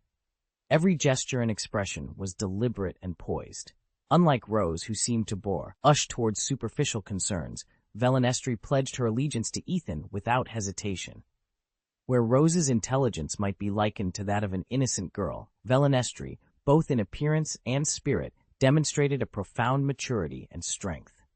Chapter 399. Ethan immediately began to observe Veranestri's abilities. Name, Veranestri race, Forest Elf, Giant Oak, level LV19, Nature Spirit attributes, Strength 25, Agility 18, Constitution 24, Intelligence 21, Perception 22, Charisma 24, Feats, Become a Tree, Wilderness Identity, Carpentry, Stealth, Tree Symbiosis, Iron Will, Druid Magic, Rapid Healing, Make Strange Objects, Nature's Kiss, Wild Insight, Nearness, Grace of the Forest spells. Level 0, Detect Magic, Communication, Water Making, Purify Food, Divine Guidance. Level 1, Charm Human, Entangle, Constant, Talk to Animals, Constant, Demonic Fire, Cure Minor Wounds, Natural Covenant, any level, Traceless, Constant. Second level, Wood Shaping, Constant, Arborization, Constant, Tree Skin, Resistance to Energy Damage. Third level, Suggestion, Deep Sleep, Plant Talk, Constant, Plant Growth, Constant, Thornbush, Rejuvenation, Fire Extinguishing, Cure Slander. Fourth level, Command Plants, Forest Cover, Wither, Confusion, Dispel Magic, Freedom of Movement. Fifth level, Blend into the Forest, Ask Nature, Thorn Wall, Anti-Death Barrier, Enlightenment. Sixth level, Wood escape, constant, only in your own forest. Advanced dispel magic, diamond wood, wood withering. 7th level, activated plants, medical skills, advanced detection, life aura, control of weather. 8th level, control of plants, group treatment of serious injuries, root of tenacity. 9th level, suspicion of 17 evil spells, early warning spell. Nature's kiss, forest spirits can transform ordinary plants into magical plants. Wilderness insight, in natural areas with vegetation, the plants whisper to the woodland spirit, granting her insights beyond the norm. Near God, since the body is the core that connects the natural power of the entire forest, this forest elf has the ability to be similar to a god. Within the scope of the forest, she can give the members of the forest the ability to use druid spells by granting divine spells. Elegance of the forest. Within the forest area, the overall ability of this forest elf is greatly improved. After seeing Vera Nestri's abilities, Ethan couldn't help but take a breath. This was the first time he had seen a creation that surpassed its creator in terms of spellcasting ability. Ethan could only use 7th level spells, but Vera Nestri could directly use 9th level spells. No wonder he himself received feedback and his druid level increased by 2 levels. However, Vera Nestri and Ethan are still different in that they can also use druid spells. Most of Vera Nestri's druid spells are actually cast instinctively. Of course, with druid magic and natural identification, she can also learn how to cast spells systematically in a druid way, but after all, she does not have Ethan's understanding and cannot comprehend a lot of spells just by upgrading. Druid spells below level 7, Ethan can also teach her. Above level 7, she can only comprehend them on her own. Before that, she can only use those high-level spells on the spell table that can be cast instinctively. But the second strength of Vera Nestri is that her combat effectiveness can be greatly enhanced when she is the Lord of the Forest. After all, her body is the core node that maintains the natural power of the entire forest. As long as she is within the scope of the forest, her combat effectiveness is not only close to the legendary, but has completely reached the legendary level. In other words, she can compete with figures like Dumbledore and Voldemort head-on. And it's not like Ethan, who relies on the combination of multiple professions and comprehensive abilities to fight the legendary wizard. As long as she stays in this forest, she can fight against the legendary wizard in terms of hard power. In addition, Nature's Kiss and Near God are also surprising abilities. The former is used to cultivate magic plants with half the effort, and the latter directly increases the abilities of everyone in the entire forest. As long as you stay in the forest, everyone is a druid. Indeed, Chiangwei's suggestion was insightful. Ethan's decision was indeed correct. Transforming such a giant oak tree into a natural spirit would yield significant benefits. Given the noisy transformation process of Vera Nestri, Ethan had already noticed the unicorn Lara, the dryad Rose, and many artifact creatures fleeing the forest, all looking in their direction. Thus, Ethan stepped forward, took Vera Nestri's hand, and declared to the forest's inhabitants, "From today onwards, Vera Nestri will be the guardian of all vegetation in this forest. Rose, you and all the dryads I will enlighten in the future must follow Vera Nestri's commands." "Chiangwei understands, Master," the tree spirit responded upon hearing Ethan's words. She then turned to Vera Nestri, knelt on one knee, and said, "Mother, Mother Tree." Ethan always felt that the way Rose looked at Vera Nestri mirrored the way Vera Nestri looked at him. Was this the allure of the Mother Tree? It seemed as though, without authorization, he had been arranged a mate and had also become a senior figure. Next, Ethan brought Lara over and addressed Vera Nestri. "Lara is in charge of magical animals. You need to discuss the specific planning and arrangements for the forest with her. Additionally, you should teach Lara more about natural magic." "Understood, host." Vera Nestri nodded slightly. "We must get along well from now on, Miss Vera Nestri." Lara curtsied politely to the forest spirit, a gesture she learned from watching an equestrian show on Ethan's TV. "Of course, Miss Lara." Vera Nestri reciprocated the curtsy to the unicorn, having learned this from the knowledge Ethan had imparted to her. On the surface, these two representatives of plants and animals stood together harmoniously. However, Ethan sensed a certain tension between them through his psychic powers. Could there be conflicts between animals and plants? After making some arrangements, Ethan was about to leave when he noticed someone tugging at the corner of his clothes. Turning around, he saw Lara looking at him with watery eyes and tapping her hooves uneasily. Ethan wondered if unicorns entered estrus so early. With no other choice, he followed Lara into the depths of the forest. Before leaving, Lara glanced back at Veronestre with a look of pride.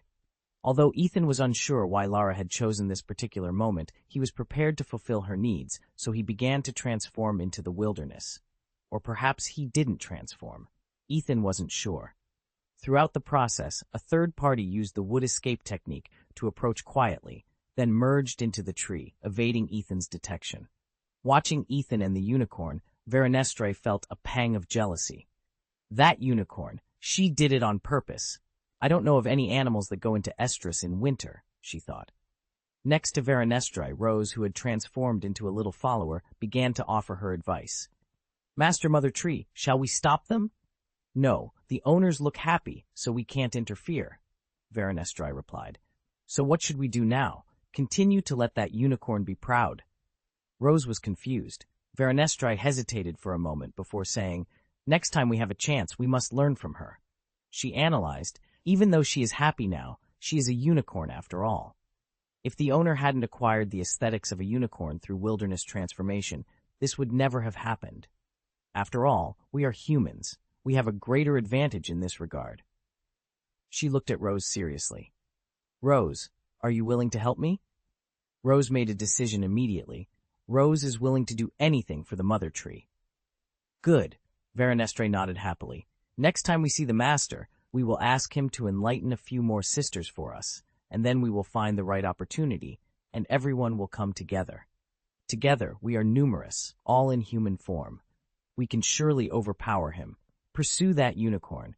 By the time she evolved to the point of transforming into a human, countless years had passed. Yes, it all hinges on the Mother Tree, the two dryads agreed, seeing the resolve in each other's eyes. The illustration depicted Veronestre making an oak tree envious of a unicorn, with the object of jealousy being a human. What am I writing? Let's seize an opportunity to teach Ethan a spell for transforming into a centaur. It would be entertaining to allow everyone to become animagi. That sounds like fun. Opting for direct transformation into animal form might be too reckless for our protagonist. Chapter 400. After acquiring Veronestre, Ethan no longer kept the demiplane in a closed state, hidden in the parallel phase. Instead, he unfolded it directly in the present world. In fact, the demiplane, constructed from the seeds of the plane, can only continue to swallow up space and expand itself when in an expanded state. Ethan had been concealing it for a long time because he feared someone might break into his home while he was away. However, with Veronestre in charge, Ethan's concerns about his home being stolen were alleviated. In the days that followed, Ethan employed the nature spirit enlightenment technique every few days in the forest to create new tree spirits. Given the size of the forest, Ethan created a dozen tree spirits. Under Veronestre's leadership, they guarded the entire forest, nurturing every plant and tree within it. With the tree spirits' diligent efforts, the forest area gradually increased, and the entire demiplane also expanded at an accelerated pace alongside the forest's expansion. Time flew by, and before long, it was February 24th, the day of the third game of the Tri-Wizard tournament. The little wizards had learned about the competition's content half a month earlier. This game was relatively straightforward, a magic duel. Because of the morning game, the auditorium was bustling early on. At the long Gryffindor table, Lee Jordan was surrounded by people. It's the last hour. Students who haven't placed bets, please note that you won't be able to wait until the time is up, Lee Jordan announced loudly. He held a table with wizard battles and odds in his hand, showing it to the little wizards around him. Next to him, the Weasley twins were also lending a hand, with little wizards continuously running over. The bets were placed efficiently. George handled the registration, and Fred collected the money. They were quite busy. Most of these young wizards were from Hogwarts, but occasionally, wizards from Beauxbatons and Durmstrang came over, driven by curiosity. A Beauxbatons wizard widened his eyes after seeing the odds table. Did you write it backwards? Why are our Estella Dumons winning odds so high? It's 10 to 1. That junior, Harry Potter, only has 6.7 to 1. Are you doing something shady? Upon hearing his words, several Durmstrang wizards immediately came forward to see what was happening. They discovered that not only Estella, but also Durmstrang's Krum and Bo Lyakov's odds were not favorable. Krum's odds of winning were 8 to 1, and Polyakov's were even worse, at 20 to 1. It's just that he is a waste. What do you think of Hermione and Fleur? It doesn't matter if their odds are a little lower. After all, their performance in the first 2 games is obvious to all. Now even Harry Potter, a 4th grader, has higher odds than them. Are you looking down on us? Don't you know that Durmstrang is famous for black magic? The Durmstrang wizards stepped forward to protest. Lee Jordan waved his hands impatiently. The odds are definitely correct. We asked experts to calculate this. In short, do you want to place a bet? At this, several Durmstrang wizards looked at each other. Verbally supporting their champions was one thing, but betting on Krum and Polyakov winning the championship was another. They had already competed twice and had not performed well, so they looked at each other and no one stepped forward. At that moment, the little wizards around them made way for a newcomer. A silver-haired little witch wearing a Beauxbaton school uniform approached the twins. It was Fleur's sister, Gabrielle Delacour. Although young, she already exhibited the grace of a mixed-race Vila. With Ginny, Luna, and Astoria beside her, the 4 beautiful girls stood together, immediately drawing everyone's attention. "I want to place a bet," she declared confidently. Softly, Gabrielle placed a bag of gold galleons with a thud in front of George. 30 gold galleons to back Estella, my senior sister, as my support for her. "Gabrielle, are you crazy?" Ginny exclaimed beside her. "This is your pocket money for a whole year. Do you really think she can win the championship?" Luna and Astoria also gave her puzzled looks, wondering why she was so confident. Unexpectedly, Gabrielle said, "I'm not betting on her winning the championship. I'm not that naive. It's actually smarter to back her than my sister." "So what's your plan?" Ginny was still confused. Gabrielle winked at them mischievously. "I'm betting on a single match. The odds for Estella, my senior, against Potter are 1 to 2, which is too generous. I can't believe she'll lose to Harry, so I might as well bet more and make them pay a penalty." The Durmstrang wizards caught on after hearing this. "You're right, betting on a single match is a good idea. Let me see, the odds for Polyakov versus Harry are 3.2, which is too high. I'm in," another added. "Count me in. If I don't make a profit, it's a waste," chimed in someone from Beauxbatons. "Bet 5 galleons for me too. I'm sure Senior Dumont can beat Harry."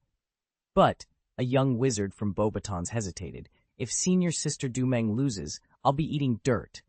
Gabrielle rolled her eyes. "What are you afraid of? Don't you have faith in Senior Dumont's strength? She can't lose to Granger, and she can't lose to Harry. We can't let Hogwarts underestimate Beauxbatons like this." Her words, imbued with the power of a Vila, inspired not only the Beauxbatons students, but also the Durmstrang wizard. "Exactly. How could Senior Dumeng lose? We can't let them look down on Beauxbatons, and Durmstrang too. Let's make Hogwarts regret this." In just a few minutes, George and Fred had collected bets from numerous young wizards from Beauxbatons and Durmstrang. Even many Hogwarts students, particularly from Slytherin, who were skeptical about Harry Potter, joined in. They invested heavily, seemingly putting all their money on the line. Ostensibly, they were supporting Beauxbatons and Durmstrang, but in reality, they were attracted by the high odds of 1 to 2 and 1 to 3. They believed the bookmakers were undervaluing the other schools to promote Hogwarts, and they saw this as an opportunity to exploit. Gabrielle, surrounded by her 3 friends, left the scene triumphantly. As they were about to exit the auditorium, they were stopped by Ethan in the foyer. He had observed the entire scene from the Ravenclaw table and immediately sensed something amiss.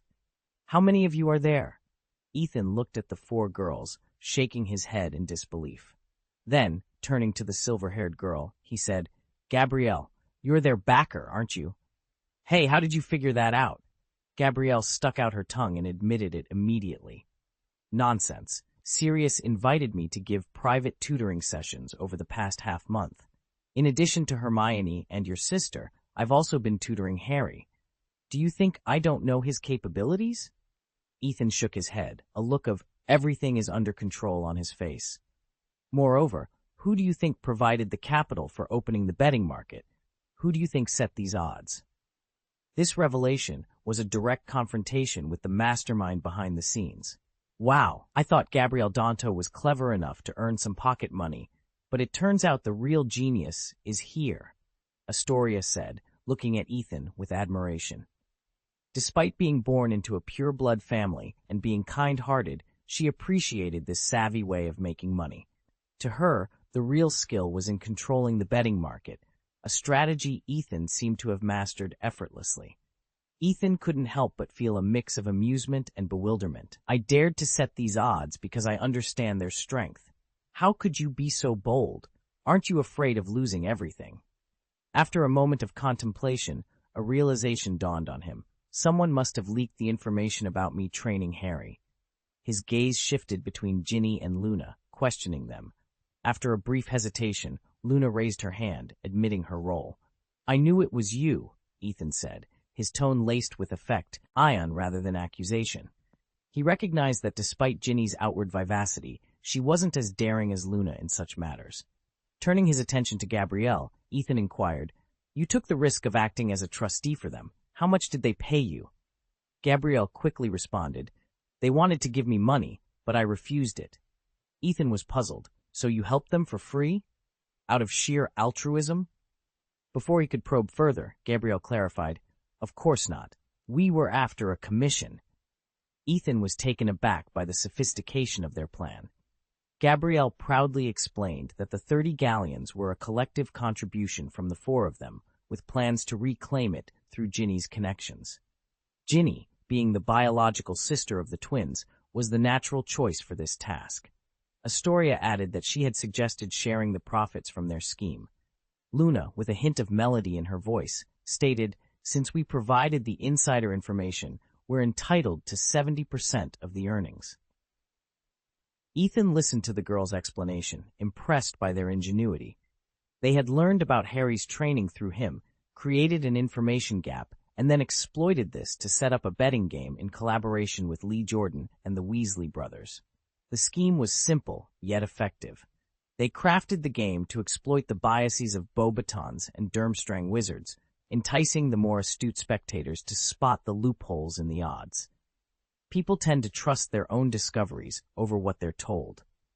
However, the plan needed someone to make the first bet, and Gabrielle bravely stepped forward, prompting others to follow suit. What truly astounded Ethan was the girls' negotiation for a share of the profits, effectively outmaneuvering Lee Jordan and the Weasley brothers. The division of labor among them, idea generation, maintaining contacts, negotiation, and acting as trustees, was a testament to their collective prowess.